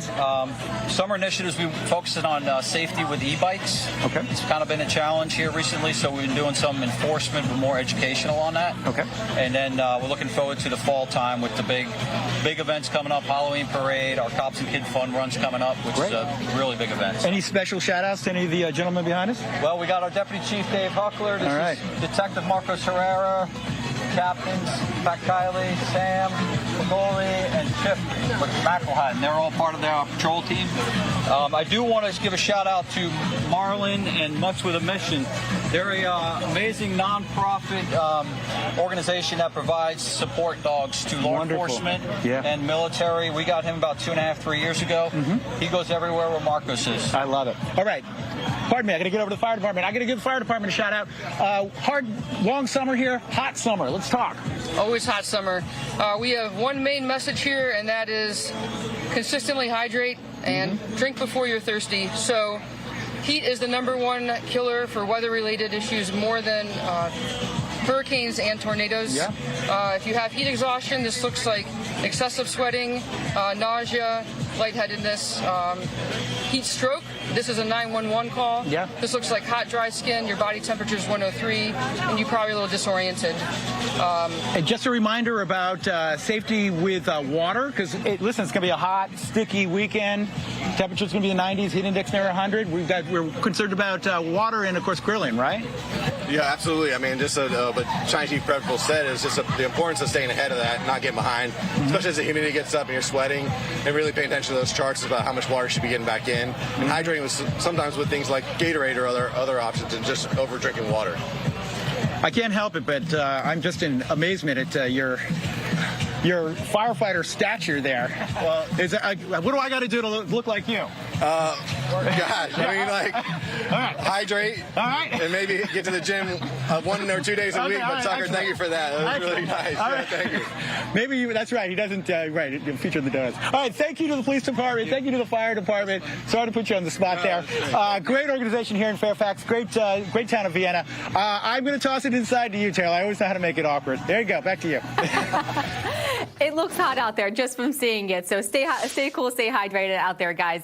Anyway, let's get a quick check on the forecast just because it's going to be a very hot and humid day. We're at 79 degrees already in D.C. Temperatures approaching the 80-degree mark for most of you. It feels hotter than that because we're in August. We had the high humidity. That, of course, could at least give us a chance for some pop-up storms again throughout the afternoon.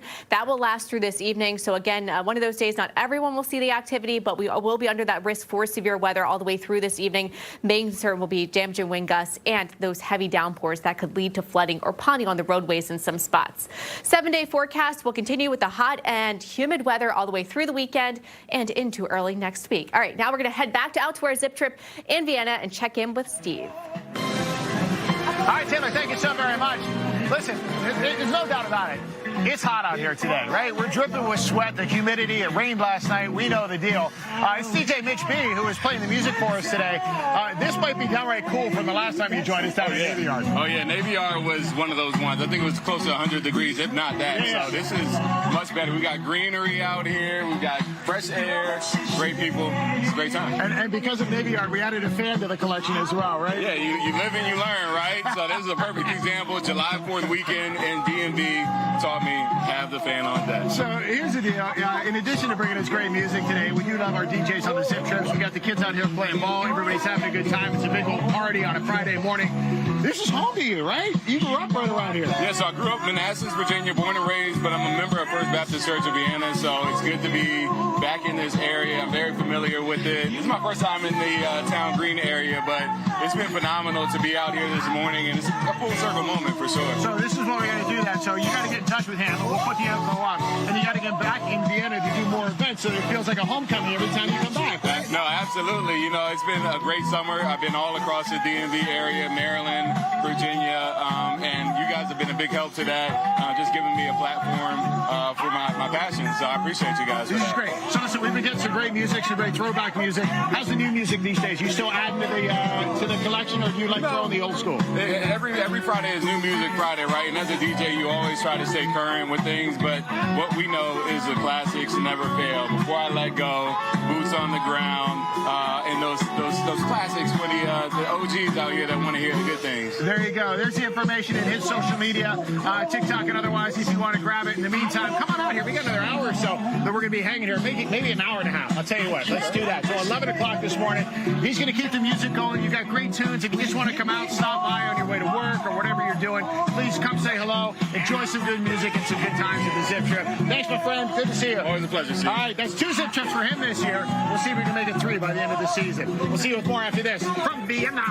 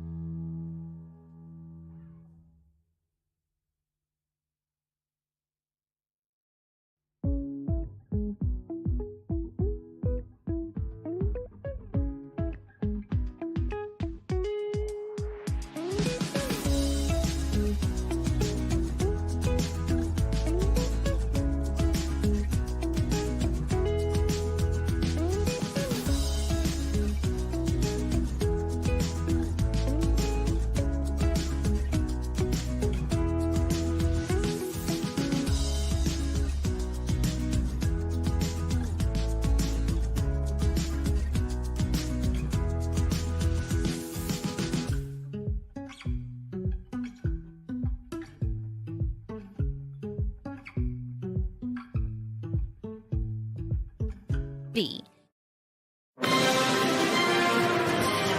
Oh my goodness, Pilates is definitely booming here in America, here across the world. It is so much fun to do. If you haven't tried it out, I have the perfect place for you. Alia's joining us here with the Pilates Loft in Vienna for our zip trip today. And I just love Pilates. Pilates is so much fun. I take it several times a week, but there's so many different types of things that you can do. Tell us about your studio in general. You can do a whole bunch of different things. Yes, so, there's so much out there about Pilates now, which is amazing. But a lot of people just know about reformer Pilates, and there's so much more to it. So behind me, I have some students and teachers here. They are working out on the Pilates barrels.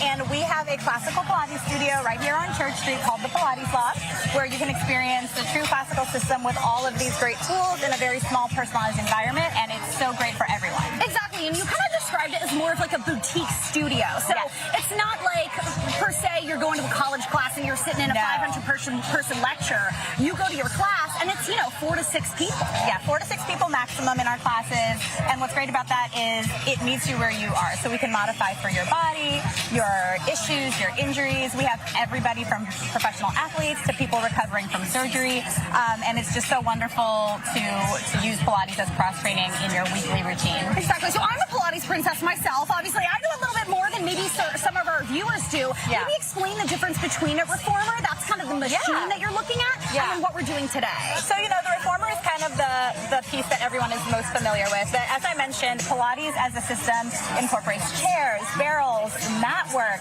and all of it kind of works together as a system to strengthen your body from the inside out, working from your core. So the barrels, for example, help people to work from their center, move their legs, move their arms, and support the spine. So it really helps people in so many different ways than you might think of just to come in and work out on a reformer. Exactly. And how important is doing something like Pilates? I mean, people, when they think, oh, get up, get active, you have to be outside for a certain amount, you have to do cardio. But something that's really good for you just to work out is to work on your core, work on your muscles. And that helps with really anyone young to old. Yes.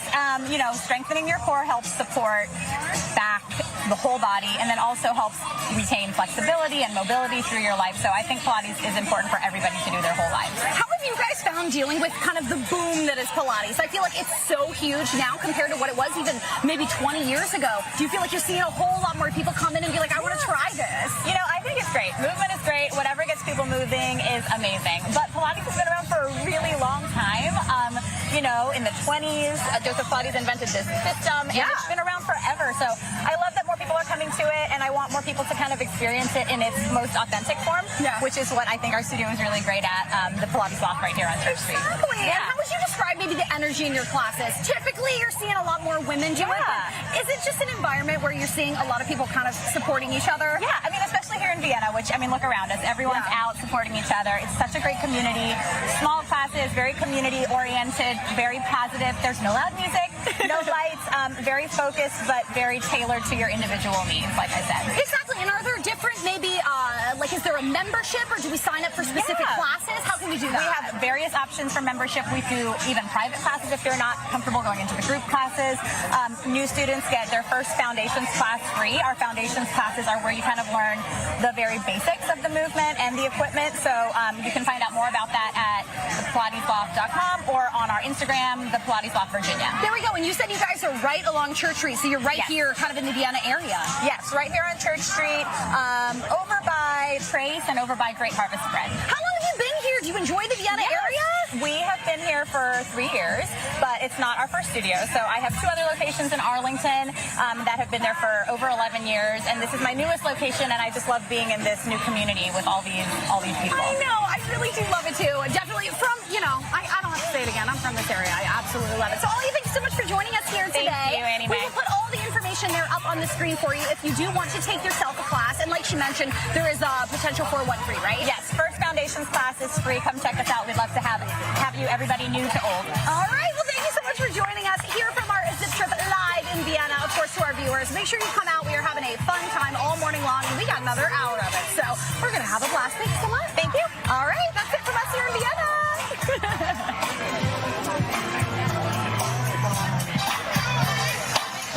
I'm I'm so excited for this Taste of the Town because we're celebrating a fantastic place, which is right up the road here in Vienna. It's the Maple Avenue Restaurant, and this is Juste, and this is Ricardo. And that's it. If you want to come out to the restaurant and you want to meet the staff, welcome. This is the staff. You guys do it all, right? It's not easy, but it's a lot of fun because we have a great synergy. So we are partners in life and we partners in business. This is what you want because you guys absolutely, there are a couple in life and they are a couple running the restaurant. Ricardo, I love this story. You guys both worked together at the restaurant for a long time. And then about 10 years ago, you took it over. And now it's just the two of you. Exactly, yeah. We have been working together for 14 years, I think. But yes, a bit more than 10 years, we took over Maple Avenue. I'm happy to be there, so we were happy to be part of, the Vienna family. Yeah. So, so it's only 9 tables, small restaurant, people love it. This is what you want in a restaurant where you want to feel very comfortable because it's a very intimate setting. Like you said, you've got 9 tables, you've got 2 employees, but you've got a top chef. So basically, you're doing all the chef work. I am the only one who cooks. The only one. The only one who cooks. And then you're doing everything else then. I do anything else and whatever she needs me to do. He is my ambassador. So whatever I do, he advocates for me to the customer. So he relays the message because I'm busy in the kitchen. I can't always come out. So he's the one who knows everything that we do, every detail, every ingredient, every allergen, what you can imagine. So he translates that. Here's the most important part is the food itself. It's a great setting. I highly recommend it. We know so many people who have been there, including Annie Mae's parents, who highly recommend it as well. But walk me through some of what you have because we have some great elevated food as well, which is what makes your dining experience so special. What'd you bring today? So this is a sample of our 4-course dinner menu, which is $59 for 4 courses. This is the dinner? So this is the dinner, and I base everything on Lithuanian background, which is a lot of fermented foods, a lot of smoking, house curing, foraging, grown by us. I have a garden. I use produce here too. So for the first course, we have a tartine that I make the bread. It's a sourdough rye bread. It's delicious. Then the second course is the fried green tomato, very in season right now. Super crispy, savory. The main course is the pork confit steak, which is my signature. It looks incredible. Slow cooked, then seared off, super tender, very flavorful. And then for dessert, the best part is we cook this to order. So the donuts are Lithuanian donuts. I grew up with it. And then if you're still a little bit hungry, which you won't be, there's an empanada here that's inspired by Lithuanian street food that I grew up with. Okay. And it has a cabbage filling, and everybody asks me, what's in there? And nobody can say exactly, but it's just cabbage and spices. But it's special to you, and that's what I like, is you're taking your roots and you're sharing that love of your heritage with all the people that come out here to eat that. And I'm very excited because this is a cuisine that's not very well represented around. So it's not authentic Lithuanian, but it's Lithuanian to me because everything that I grew up with, I put on the table. So clearly, because it's just the two of them, you guys cannot work every day nonstop. So what's the schedule for dinner and lunch? So we open for dinners from Wednesday through Sunday at 5 p.m. And then we do brunch during the weekends. Brunch is only Saturday and Sunday morning from 10:30 until 2 p.m. Okay. And so Monday, Tuesday, you're closed. That's all That's weekend. your time. Exactly. We're not at the restaurant, but we're still working. Yeah. Of course you are. Do you like that, though? Do you like being able to have this? I know it's a lot of work, but do you like being able to have just control over the environment, I love the it. customer experience? I am a hardcore introvert, so for me to be in the kitchen by myself, it's a joy. You absolutely love it. So what would you recommend aside from what you have here? Because I know you will change the menu up, obviously, from time to time. So if somebody wants to come out, whether it's traditional Lithuanian cuisine or otherwise, what would you recommend that you have? So we have more options than this. Sure. We usually have a choice. So we have 4 courses for dinner, and it's around 2 to 3 courses to choose from. And also the brunch menu is slightly different. It's, of course, eggs and wonderful omelet. Highly recommend it. interesting pancakes that I have that are not traditional base. Fluffy has almonds and ricotta inside, so there's like an angle to them too. And it's not for kids, it's for adults too. And it changes with the season. Exactly. What I usually I like to say, you know, if people don't mind sharing, if you are coming with your couple, you can pick opposites, and you're able to try almost whole menu. Order everything. Exactly. Make it like a family event. That's exactly. So you do, yes, like a true no-tasting menu, because you can try whole menu. So I have to ask you guys last, because we're here in Vienna and you guys work together for so long, and now you've been a couple for so long, and the restaurant's been here for, you've been running it for a decade. What is this community, what does it mean to you to be part of this community here in Vienna? Well, at this point, Vienna is family. We live 10 minutes from here. So I see everybody, you know, when I walk my dog in the mornings, I say, hi, you know, good morning, how are you? I see you tonight, or, you know, everything was excellent last night. So people love it. So, and we love people, you know, we love to be here in Vienna. And we see people grow up. We see people get married. We host events too, so we do that as well. You know, it is such a big, it's our whole life at this moment. Vienna and the restaurant, and it's us. And you are the restaurant, and that's what I love about it so very much. There's the information, the address on your screen. Recommend reservations because they only have 9 tables. But if you want a good, delicious, intimate dining experience, please come out and give them some love. These are Lithuanian donuts. They don't look like donuts. Can I try one of these? Yes, All right, I'm going to dig into one of these gorgeous little donuts. We serve them with vanilla bean ice cream and milk caramel and black currant sauce. All right, that sounds amazing. I'm going to take a bite, and I'm not going to be able to talk anymore. So with that being said, come out and see us until 11 o'clock, but please come see them at Maple Avenue Restaurant. Cheers, guys. Thank you very much. Cheers. This is the restaurant right here. Give them some love, and we'll see you with more after this.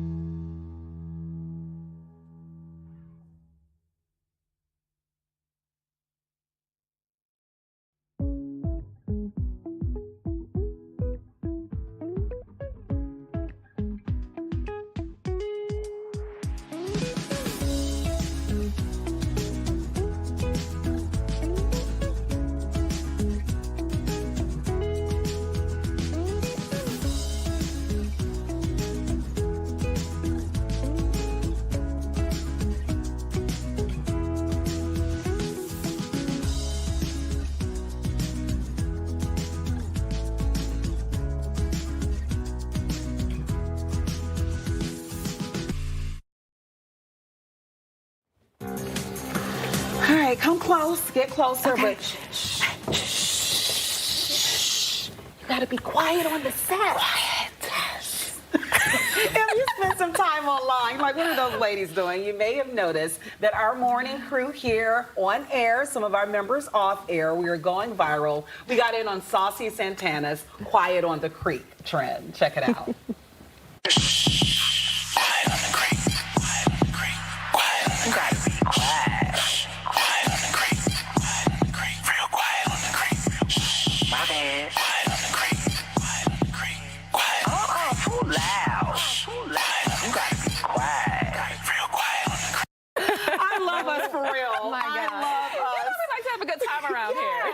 Quiet as it's kept. Her video has reeled in more than 140,000 views and counting. And that's just on TikTok and Instagram. I believe it's on Facebook too. This was less than 24 hours ago. Also, Saucy Santana himself, the reality TV star influencer, he shared our video and commented as well with several shh emojis. Oh my goodness. Look, I knew you guys were going to kill it. And I was expecting that. But then Tucker took me out. Took me out. Like, he just nailed every last bit of that. I could just put that on a loop of just Tucker just doing that. Like, even his whole face and everything. And it's so unexpected, too, on the track. And I think it was how he said, not quiet, it was quiet.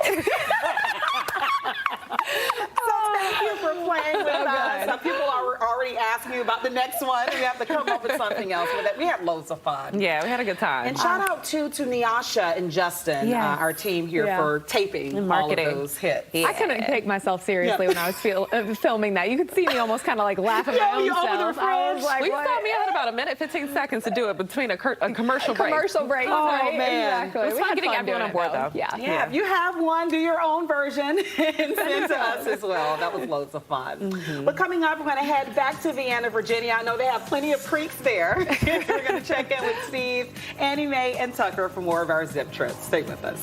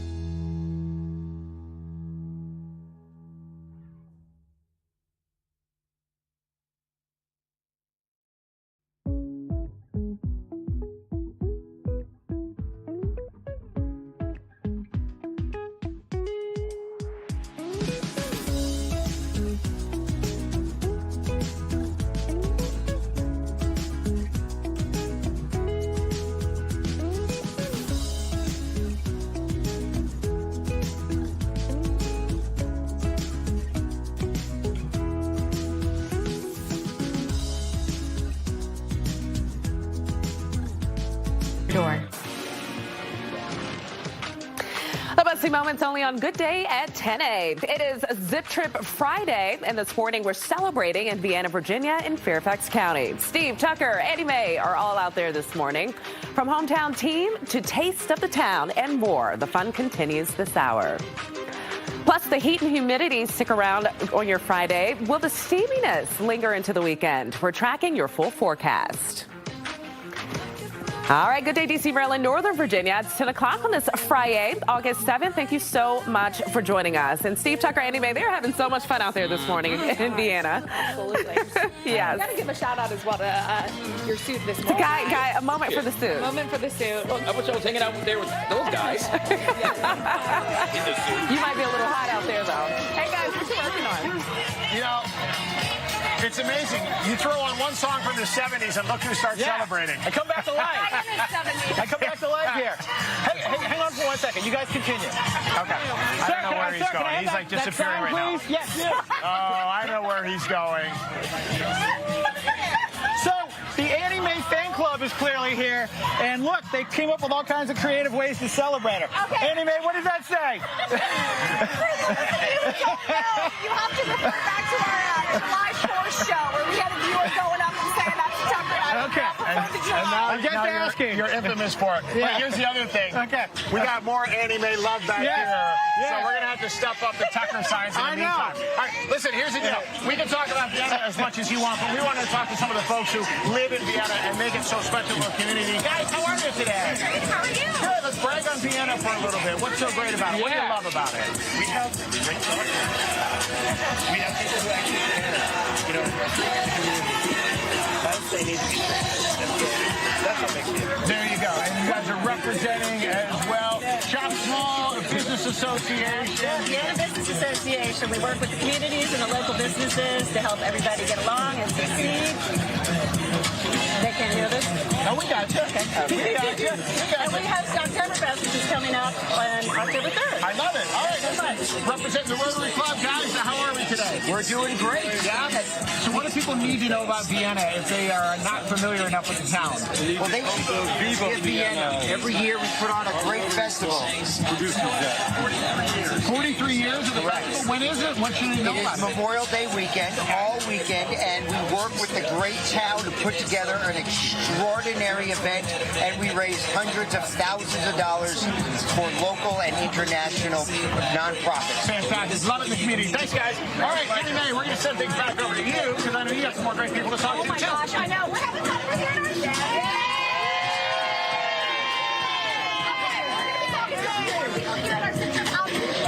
We have so much more coming up this hour. Until then, we'll send it back in here, guys. But don't worry, we won't forget about you. We'll talk about it. We're tossing it back inside, but I'll be talking to the Annie Mae fan club as well. Okay. They're having a time out there this morning. They certainly are. Oh, my goodness. I'm glad they're in some shade, though, because it is hot and humid out there this morning. Let's check in with Taylor on what we can expect for, I guess, the weekend ahead. I know there's some potential storms that could come and go throughout the weekend. How's that going to affect our plans? Yeah, exactly. You just need to be on alert for those storms popping up starting today, lasting through the weekend. And I give props to our Zip Trip team out there. They look fantastic out in this heat and humidity. Temperatures currently are in the low 80s, but it feels like almost 90 degrees at this point in time due to that high humidity. There's a check-in on the temperatures right now. We have plenty of sunshine in the forecast for the next couple of hours. Eventually, though, we're going to see some storms bubble up a little bit once we get into the afternoon. So looking ahead, this is a timeline closer to 3, 4, 5 p.m. We'll have the chance for those storms. Of course, we'll be under that severe weather risk as well. So we'll have much more throughout the hour coming up in a couple of minutes. Back to you. All right, thanks so much, Taylor. We've got an update each hour for you right here on Fox 5. But hey, listen, this is what everyone's talking about this morning locally. We can officially confirm that Maryland native Stefon Diggs is in uniform and on the gridiron. The team announced he is officially signed this morning. That's right. Everyone's so excited about this. So let's get over to Stephanie Ramirez live at training camp. Have you officially laid eyes on Mr. Diggs there out there?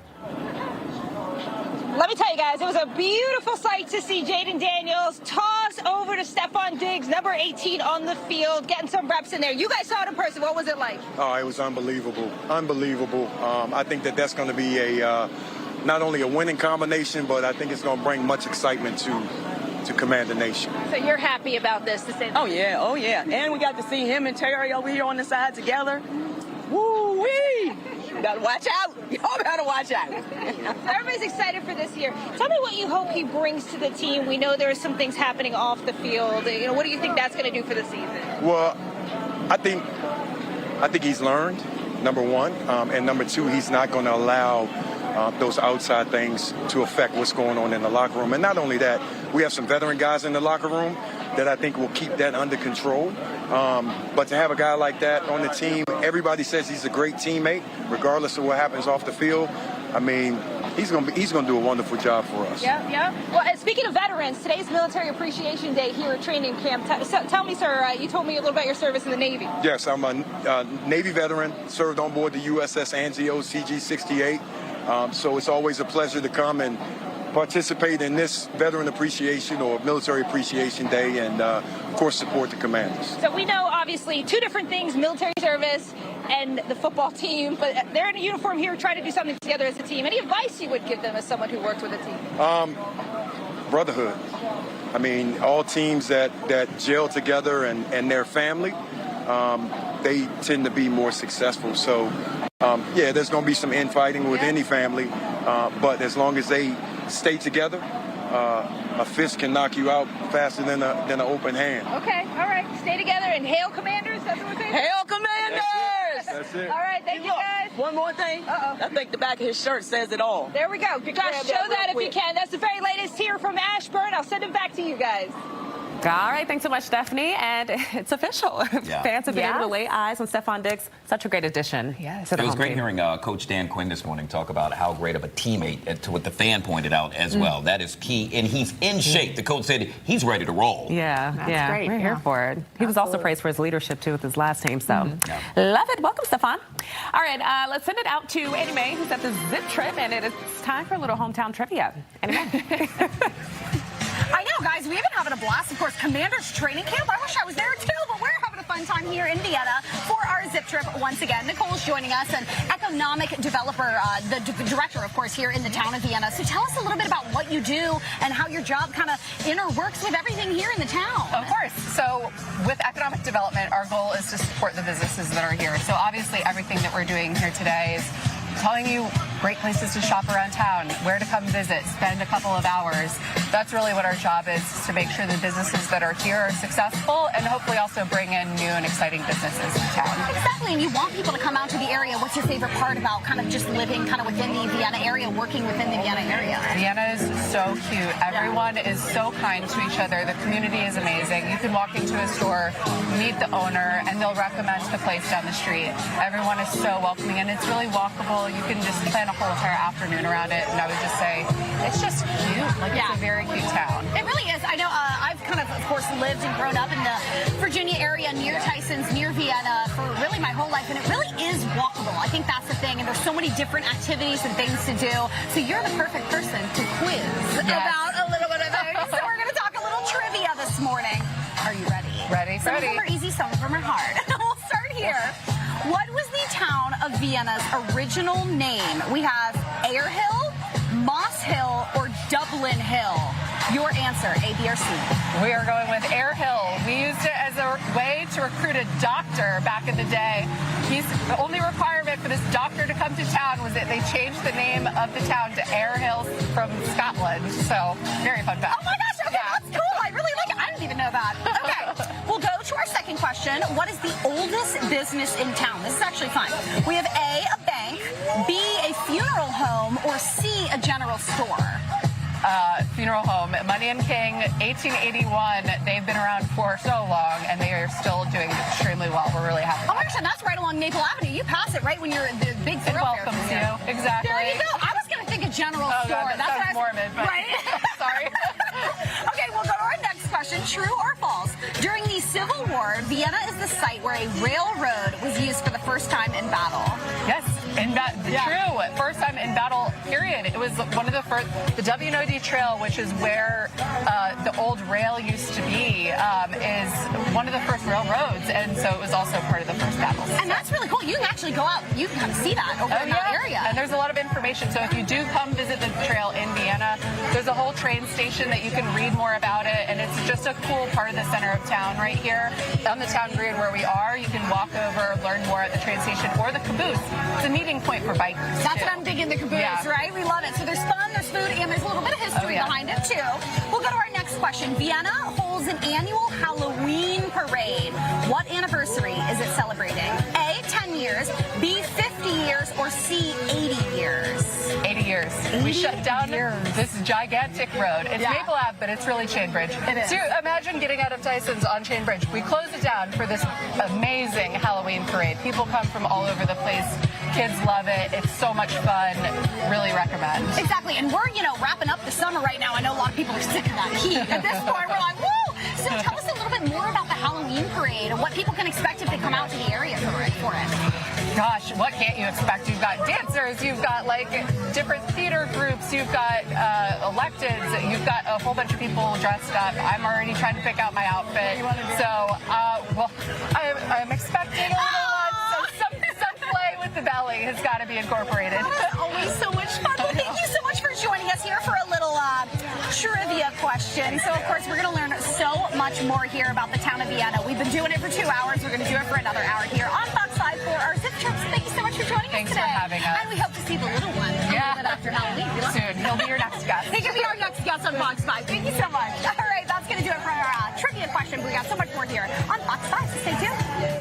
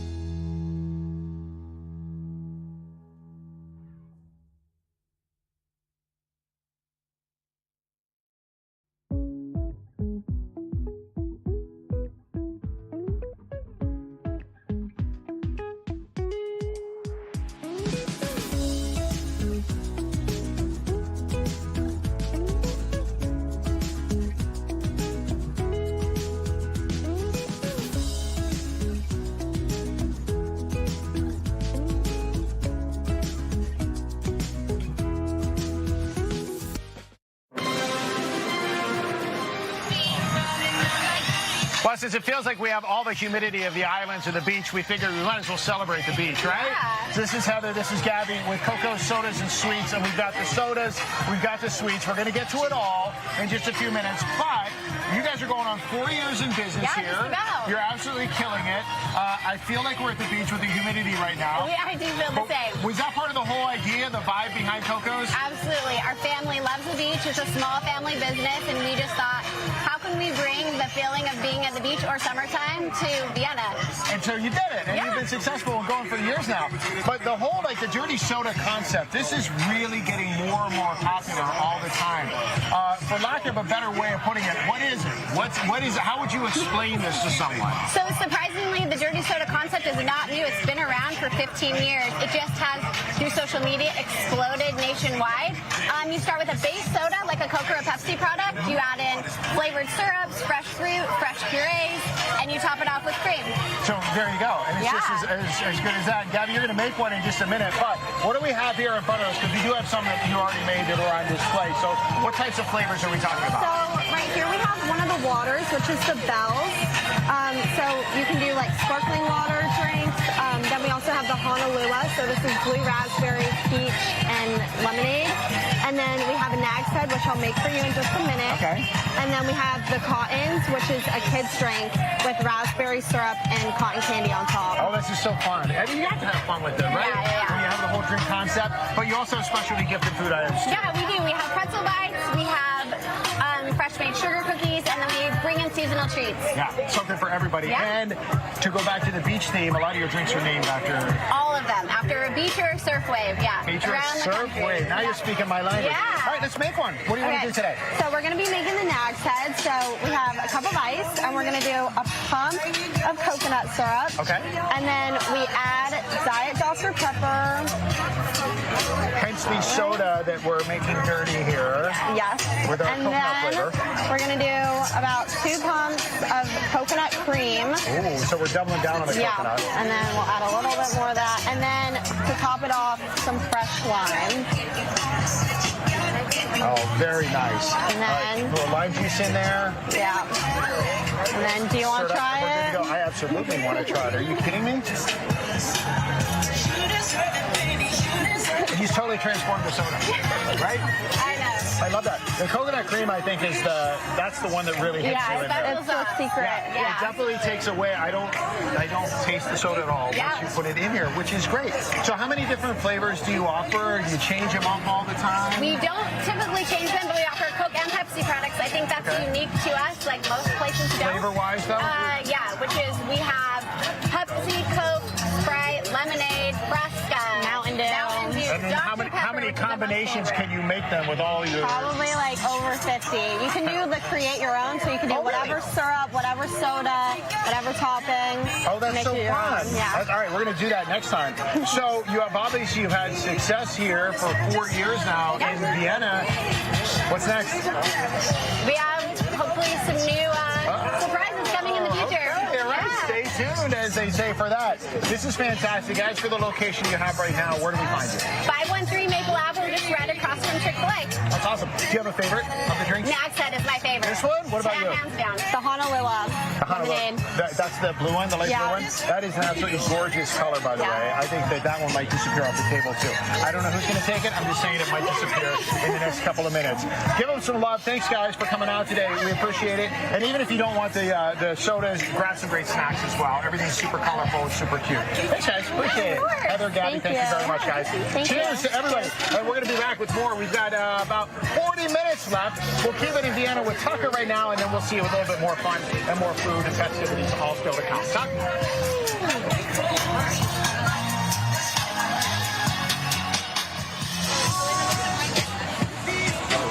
Okay, and coming up after the break, we are going to talk to an expert on all things Vienna, Fairfax County, and we're going to tell you why you need to come out and visit. We'll also update you on the weather forecast. We'll see you in just a minute.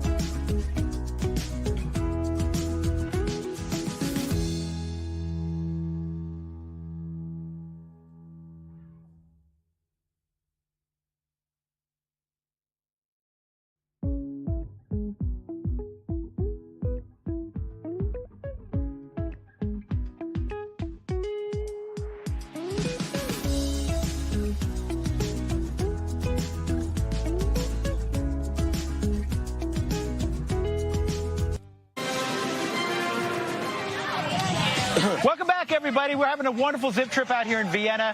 And joining me now is Barry Bigger with Visit Fairfax. And Barry, we've talked earlier this summer, and you've been having a wonderful summer, and Fairfax has been having a wonderful summer. Yeah, we have indeed, particularly with the 250th. Sure.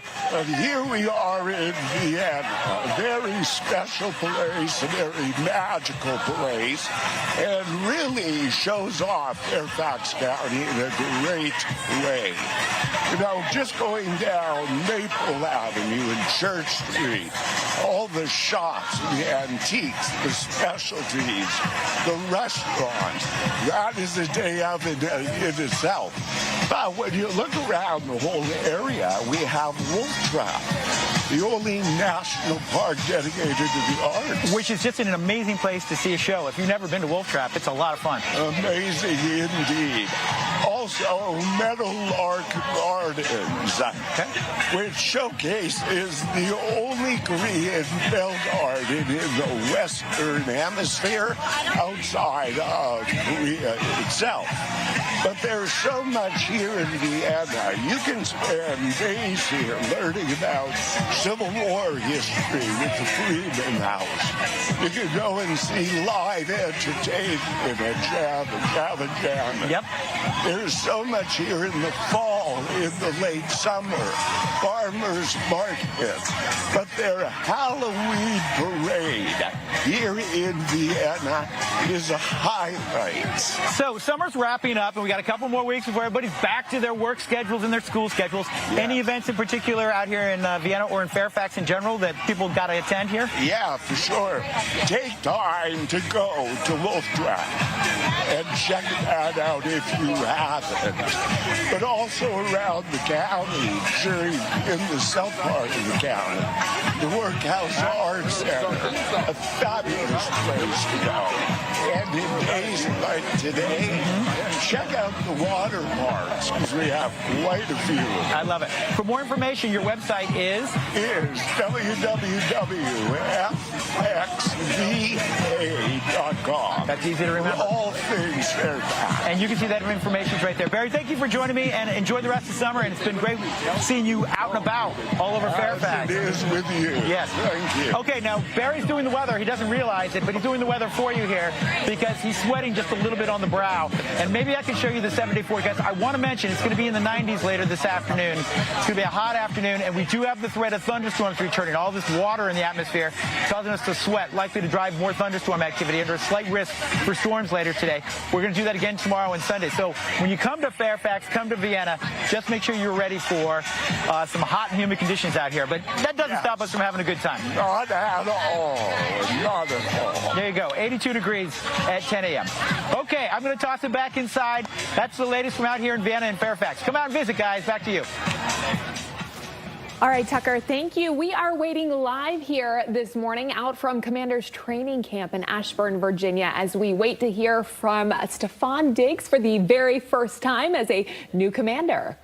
Yeah, that's right. Obviously, we've heard a lot of rumblings that he would be joining the Commanders, but the announcement is official. He has touched the field today. A lot of fans on site really excited to see him and how well he meshes with the other teammates on the Commanders. And he's been praised, actually, a lot for his leadership, which was heavily displayed with this previous team of the New England Patriots. But, of course, we're going to continue to keep you posted and let you know when this presser starts. Yeah, officially suited up. We'll take it live and bring it to you right here on Fox 5.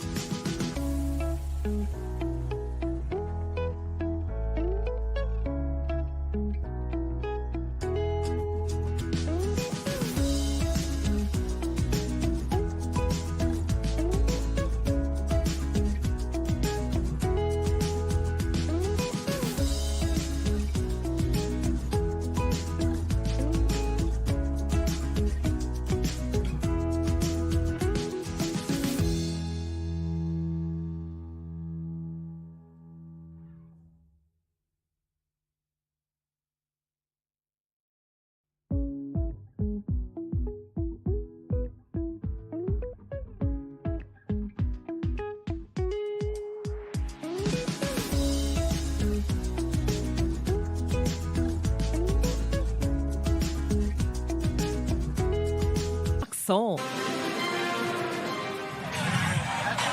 Listen, one of the best things about Zip Trips, we get to celebrate a hometown team, and today we are represented by the Vienna Little League. Hi, guys! You having a good morning so far? Here's the deal. We've got some great baseball talent from all across the town of Vienna right now as we celebrate. Coach Jason over here knows a thing or two because you've been coaching kids here for a couple of decades. I'm not trying to age you in any way, Jason, but you've seen the talent come through this community. I got to ask you, first of all, before we talk about these young guys here, we got two of the best young players in Major League Baseball from Vienna, Virginia right now. What is in the water here when it comes to baseball?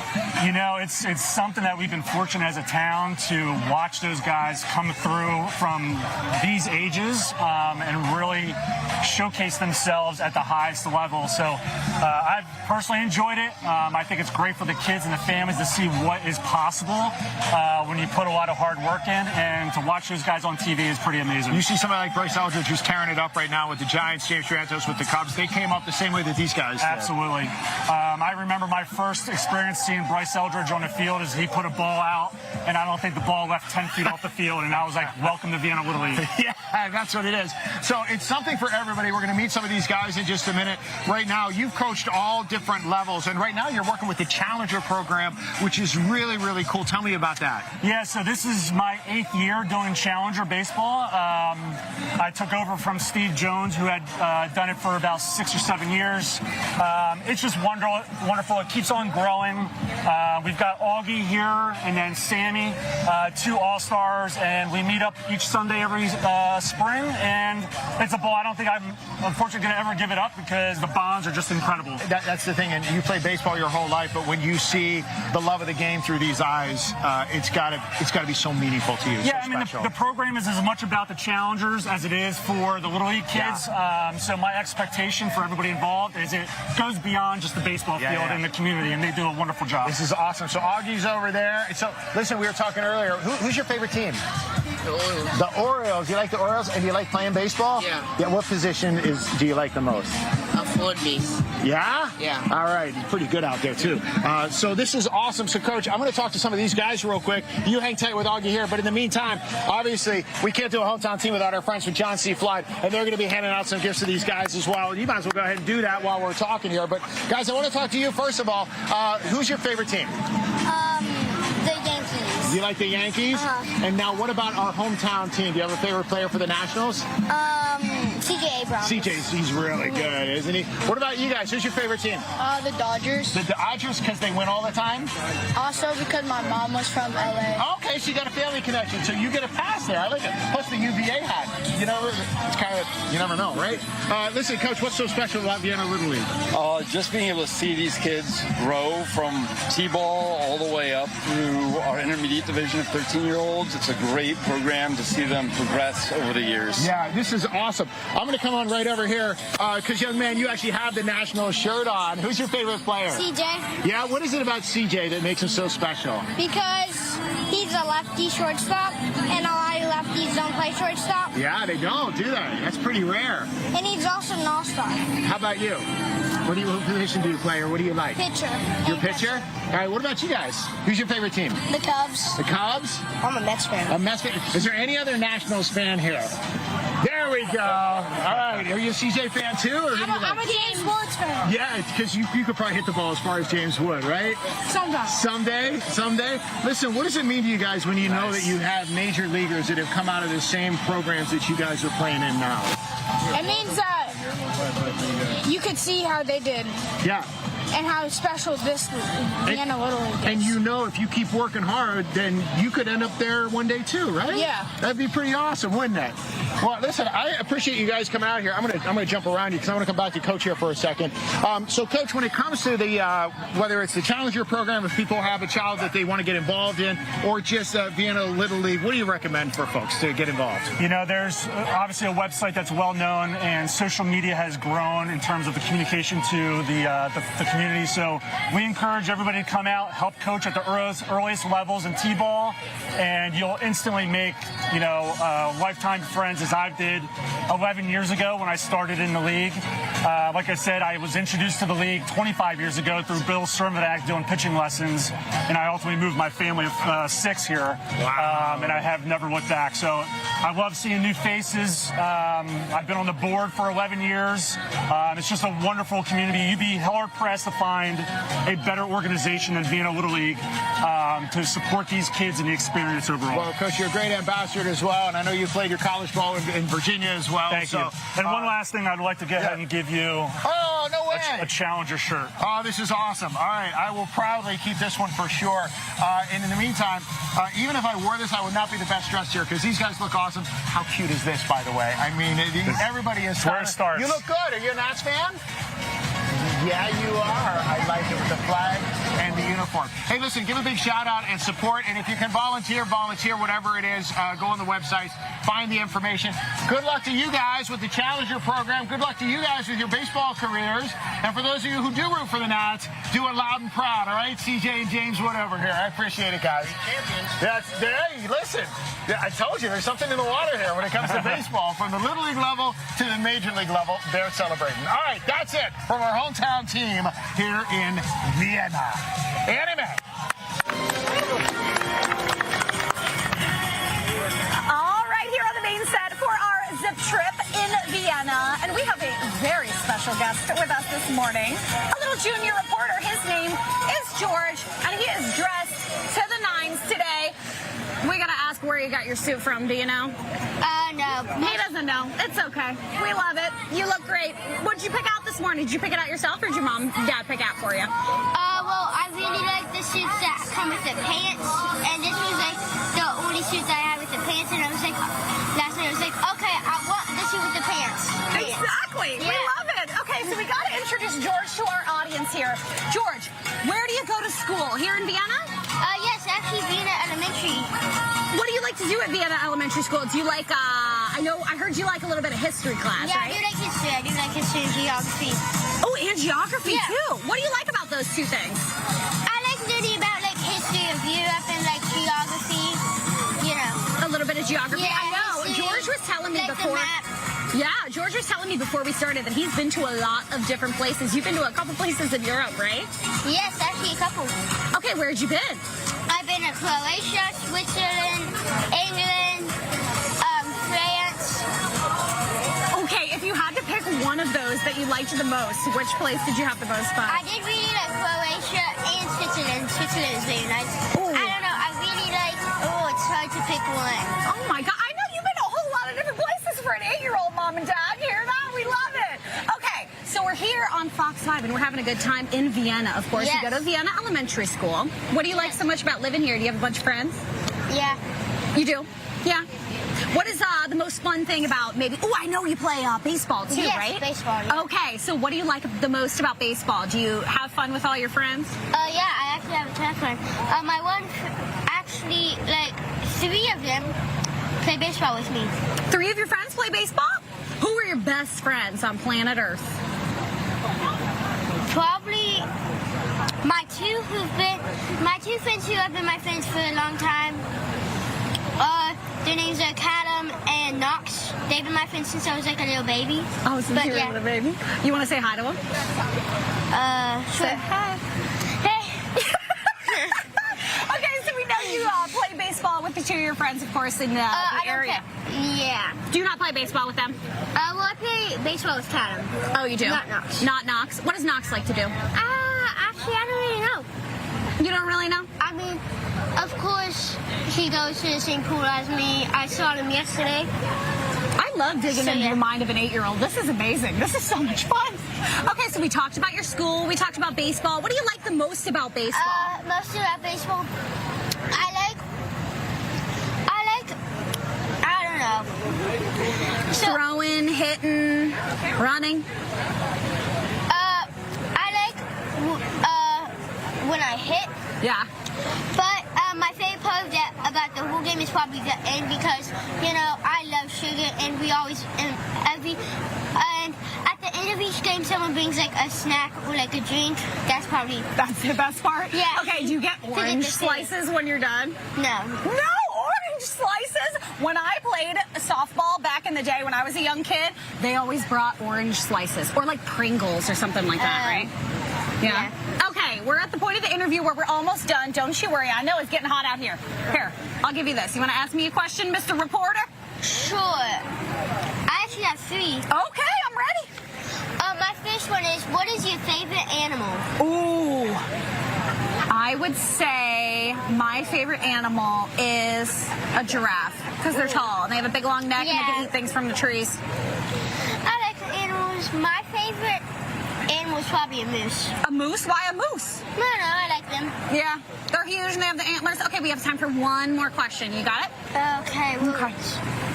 If you could visit any country in the world, any country, what would it be? Ooh. I don't know. You sold Croatia pretty well. I feel like I need to go to Croatia. I really like this show called Game of Thrones, and that is where they film it, in Croatia. So I got to go there. All right, George, you got to say hi and bye to the people here on Fox 5. Hi, everybody. Did you have fun? I thought this was pretty fun. Yes. This is pretty fun. George, thank you so much for joining us on our zip trip here in Vienna. Can I get a high five? Thank you for hosting me. Oh, of course. Now we got one more thing. Can you say, we'll see you here after a quick break? We'll see you here after a quick break. Yes.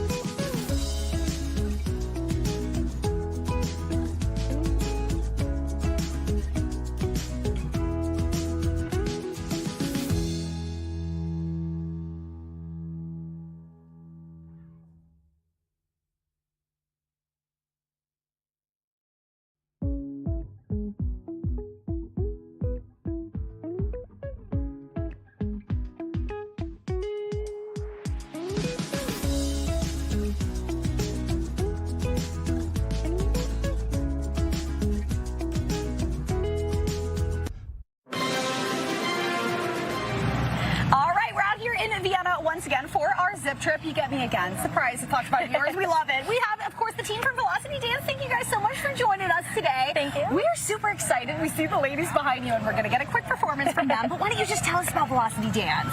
Yeah, so Velocity was opened in Vienna in 2014, and we are the only competitive all-star dance studio in Vienna, and we have also recreational classes for dancers that are looking for something not competitive. We travel all around the United States every year for our competition season, and we are a proud member of USASF, our governing body for All-Star Dance. And a little history about our All-Star teams is that we have won gold, silver, and bronze medals at USASF Dance Worlds in Orlando. Yeah. So you guys go to that every year, right? What is that like? A crazy competition that you guys apparently are placing in too, right? The whole world shows up for the Dance Worlds. You have teams from all over the world that come to compete and be one community in dance. We love that. And so you guys got a pretty competitive team too when you go and you travel. What team do we have behind us? Who are these ladies? We have here some incredible dancers from our junior all-star teams. We have Siley, Natalie, Amelia, Jackie, Layla, and Eleanor, and they are going to show you a little palm routine they put together for this event. Okay, so how long have they been practicing this one? Is this something they can just put together really quick, or have you been working on it This for a is while? something we worked on in about 2 or 3 days. Okay, Fox 5 viewers, 2 days, and we have put together this amazing performance. Should we get a look at it? Yeah. All right, let's go. Take it away, ladies, whenever you're ready. Thank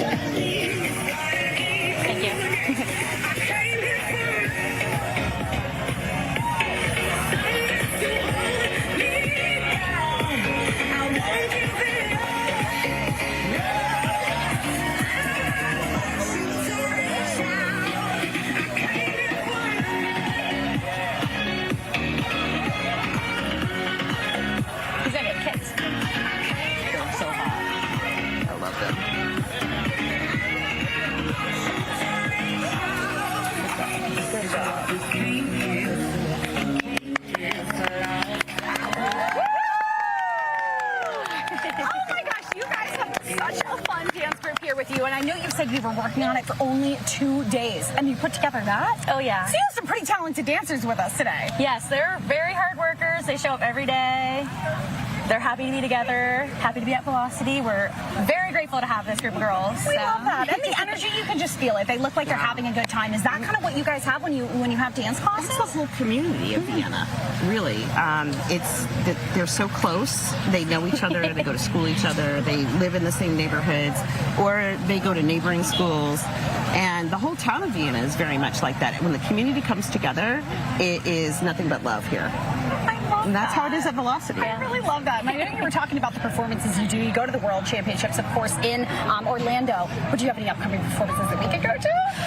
We don't have anything coming up yet. Usually we start in December, but we do have upcoming fall classes. We just opened those up for registration. So you can check out our website, velocitydancenova.com, and you can check out all the classes that we have there. We have some jazz, some contemporary lyrical, creative movement, all of that for all ages. So all different types of classes, of course, we can join you for, and we'll put up the information up on the board for you. Thank you so much, ladies, for joining us. Thank you. And thank you, ladies, as well, for a gorgeous performance. Jacqueline McKee will go right back to you.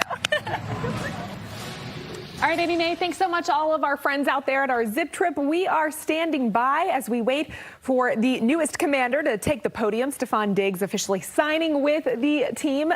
That announcement made earlier this morning. There had been some speculation, Makia. Everybody kind of had their thoughts about it. But now we will officially hear from him for the first time. That's right. And this deal is said to be 1 year, worth up to $12 million. As many of you know, the Montgomery County native played college football at the University of Maryland and also attended high school at Our Lady of Good Counsel there in Montgomery County as well. So certainly you can just only imagine how exciting this is for young players and kids who look up to him. He's also been praised for the leadership that he exemplified, especially in the locker room with his previous team, known for those pregame speeches and just being a positive force for the team. Yeah, had been a free agent for a while. A lot of people had thoughts thinking maybe he would come back here to the DMV, to his hometown, and represent the Commanders, but nothing was official, just some speculation, like we said. And then, saw him out at the UMD practice with the Terps the other day, gave a big shout out to the Terps, but also said go Commanders, which is what kind of had people thinking, okay, maybe there's something to this. So 32 years old now, coming back here home after what has been a great career for him, including a Super Bowl run just last year. So between him, Terry McLaurin, Jaden Daniels, newcomer Sonny Styles, a lot of people excited to see what the Commanders do out on the field this year. Yep. All right. We are going to keep you guys posted again. As we mentioned, we are waiting for Stefan Diggs to take the podium. We'll dump back in when we get word of that. In the meantime, let's send it back out to Steve, Tucker, and Annie Mae. All right, guys, thanks very much. Yeah, we'll get back out there. Listen, Stefan is a good name. Sam, Nick, they're good names. Steve, Tucker. The best name is the name of the restaurant. Tell me the story behind it. So name of the restaurant's Evelyn Rose. It's the culmination of Nick and I's kind of restaurant careers in this area, dedicated to our grandmothers, Evelyn and Rose. Oh, that's awesome. And then based here on Church Street. We have a daily changing menu, everything done in-house, from the bread to the pasta to the butchery to the stable. I can tell from looking at your food that you're putting a lot of love into it. So where do you get some of your inspiration for your? It's all from grandma's. Really, the seasonality of it. Yeah. What comes around, from the proteins to the produce. A lot of our produce, especially right now. So tell me what you have here, because this is very soft. So It's our summertime. alien tomatoes from Earth and Eats in Pennsylvania. They bring about 90% of our stuff right now. So you have their basil, their tomatoes, their upland press on top, their eggplant from eggplant chutney that we make for that dish. That's amazing. Some stracciatella. This is amazing, Nick. And you were talking about, obviously, you're doing some of the butchery. You're doing everything in-house. You're basically creating all of these things as you see them. And you were saying, Nick, you're switching up you're switching up the menu all the time. Every day. So literally every day you're coming up with new concepts? New stuff going on today. I was just on vacation, but I got some Salt Spring Island mussels that they were offered to me at a good price. So those are going on the menu tonight. See, Tucky works on vacation, and then he brings that back, right? His job never ends. Been a while. Shoot. Yeah. Already? So what makes Washington a good fit for you? Obvious reasons. It's home. My family's here. My support system is here. You know, I love everything about home. And the organization, you know, they take care of their players. Some good people over here. I had some existing relationships from guys that were in Houston, so some carryover there. They got a great young quarterback. You know what I'm saying? I'm familiar with young quarterbacks. He's a star. He's a superstar. I'm excited for him. I'm excited for this team. You know, it's only my first day out, FDL, first day out. So, you know, still getting to know everybody. And, you know, I'm a little late in the game. They started camp already, but I'm trying to get used to it and not speed up the process, just do it organically. So what do you feel that you're going to still? What do you add here? And as you've matured in your career, Yeah. where is it that you feel maybe you've improved? As far as like skill set or more so just leadership, what do you at? I'm asking you. Oh, I mean, I've been around the game for a long time. I've been productive. You know, I kind of know my way around the field a little bit. So I come with like a little bit of experience, I would say. And then leadership, I know everybody's led differently. I'm new here, so just trying to earn my keep and earn the respect of my teammates, earn the respect of my coaches. Most importantly right now, learn the playbook. I'm a little late in the game, but I'm handling it the right way, be a professional, and I'm just excited to be at work, you know. I had a little bit of a long off season. How much did you know Terry at all before coming here? Not too personal. I was, you know, fans of the game. You know, I've seen Scary Terry for a long time. He's a hell of a player, playmaker. You see him on the highlights. You see him pop up on the screen a lot on ESPN. But I admired I was very inspired, and I admired his game from the intensity standpoint and the passion that he plays with, real similar to myself. And we kind of talked about that a little bit when I got here. And you know, I'm a fan of his game. What was it like just this offseason, not really knowing where you're going to end up? Yeah. And how was that for you? Well, I mean, it was new, but, you know, we had a little bit of an idea. You know, we kind of wanted to slow play it and do whatever made the most sense. At this stage in my career, everybody know what I want. I want to win, and I want to hold the trophy up. So what a better place to do it than back home. And, you know, got to work every day to try to get there. But here I am putting one foot in front of the other. You know, I just try to take it one day at a time and treat things organically. And you know, gratitude eliminates entitlement, you know. So I come here grateful, I'm thankful, and I'm happy to be here. Right here. I got you. Thanks. Welcome home, by the way. Thank you so much. You know, seeing how far this team went 2 years ago, yeah. You know, a game away from the Super Bowl. You were just in the Super Bowl last year. Do you feel like that's something that maybe you could be that missing link to help get this? I don't want to say that. I don't want to say that. I'm gonna do the best that I can, you know, from my point of view of just being a receiver, being open, being a leader, you know, trying to lead by example and, you know, push the guys around me. My biggest thing is I always try to push the guys around me to the best version of themselves. We slowly kind of building that already. This day when we had a lot of conversations, more than I thought we would have. Guys coming up to me and, you know, me just throwing a little gem here and there. You know, I'm older. I've been around the game for a little while now, like I said earlier, but, you know, I'm graceful and I'm just trying to give them everything that I got. And at the same time, more show than tell. You know, I can say a bunch of hoopla, but I'd rather just go out there and hoop and show you why I did what I did, or kind of just communicate through the actions. And then also, just one more. You good? They got to get y'all some better mics, too. I can barely hear y'all. Okay. So it's I'll speak up. So it's only been 1 day. Yeah. But impressions of some of the receivers you've been working with so far? Yeah. I mean, they got talent. They got a lot of talent. You know, he's been to a couple teams, but this is his first team he was at. I see that he has a lot of potential. He's made some plays. Terry, obviously. Trey Burks, you know, he was in Tennessee. You know, he's been in the league for a little while, too. So, and then you got the young guys. 14 can hoop a little bit. You know, young guys don't get a name in the beginning. Just a number. But he can hoop a little bit. He got some game. And, you know, hopefully I can be a piece in their process that can kind of build this team and lead this team in the right direction, because at the end of the day, I just want to win, man. Winning is the main thing for me. We had a little bit of that last year, and I kind of want that to just carry over. And all I can bring is my experience and the things that I've done and my leadership. Sorry. Yes, ma'am? I owe her one, but my bad. Hey, Steph, How you welcome doing? back home. Thank you so much. Could you talk a little bit about not knowing where you were going to be at first, that process of getting ready for wherever you were going to be? What did that look like for you as far as getting ready? I've been a professional my whole career. I never, whether I was figuring it out or not, my biggest thing is I woke up in the morning. I worked out 2-3 times a day, 2 times a day. I don't shy away from that process, because it doesn't matter where I go. It's more so when you get there, are you ready? Is your body physically ready? Are you in a good space mentally? You know what I'm saying? That kind of thing. So I wasn't really too concerned about the where. It was just the when and how, you know, those kind of things. But the where wasn't at the top of my mind. It was more so I wanted to be prepared. I wanted to be in a good headspace, and I wanted to be physically. Damn, if another bug is on me, I'm sorry.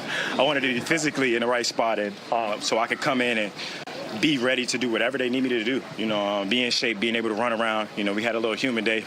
That's one thing I don't miss about being home. It kind of reminded me of Houston a little bit, a little humidity, but I just want to be in shape. That was the main thing for me. That was going to put me in the right mental space, because that's how I get my confidence. The work that I put in, the grind that I put in, you know, that's how you go. All right, you've been listening to a press conference there with Stephon Diggs, the new wide receiver there for the Commanders, on his first full day of practice out with the team today.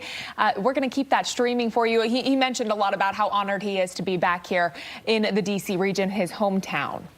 That's right. We're going to continue streaming this presser for you over on fox5dc.com. We're back after this.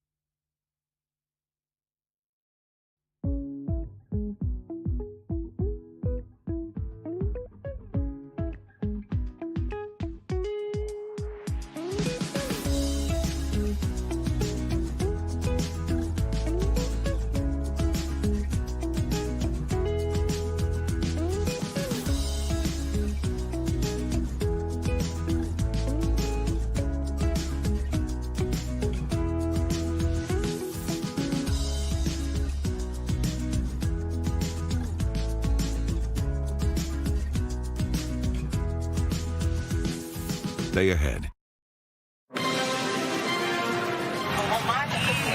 Oh, Vienna, thank you so much. You're so kind to us today. It's the first time we've been back in a few years. Had a great time.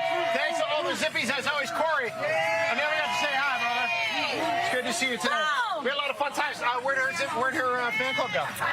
They have enough? Apparently, a fan club once they actually met her, they'd had enough. Oh, yeah. That's what happens sometimes. Jealous that people actually like me. Surprise. Oh my gosh, it's amazing. Look It's at his amazing. jealousy face. Should we announce where we're going to be next week? Yes! Yes, let's do it. Okay, at the count of 3, let's announce it. That gives me 3 seconds to remember. Okay. 1, 2, 3. Haymarket, Virginia! I didn't say it because I want to make sure he knew it. I tried to cover stretch. So yes, we're heading out back into Northern Virginia next week, and this is the really cool thing. So we collectively have done a lot of zip trips this year. We've had a great time. One person we have not yet had on a zip trip this entire summer, because she had the best excuse ever because she had a baby, is Makia, and she's going to be out at Haymarket next week. So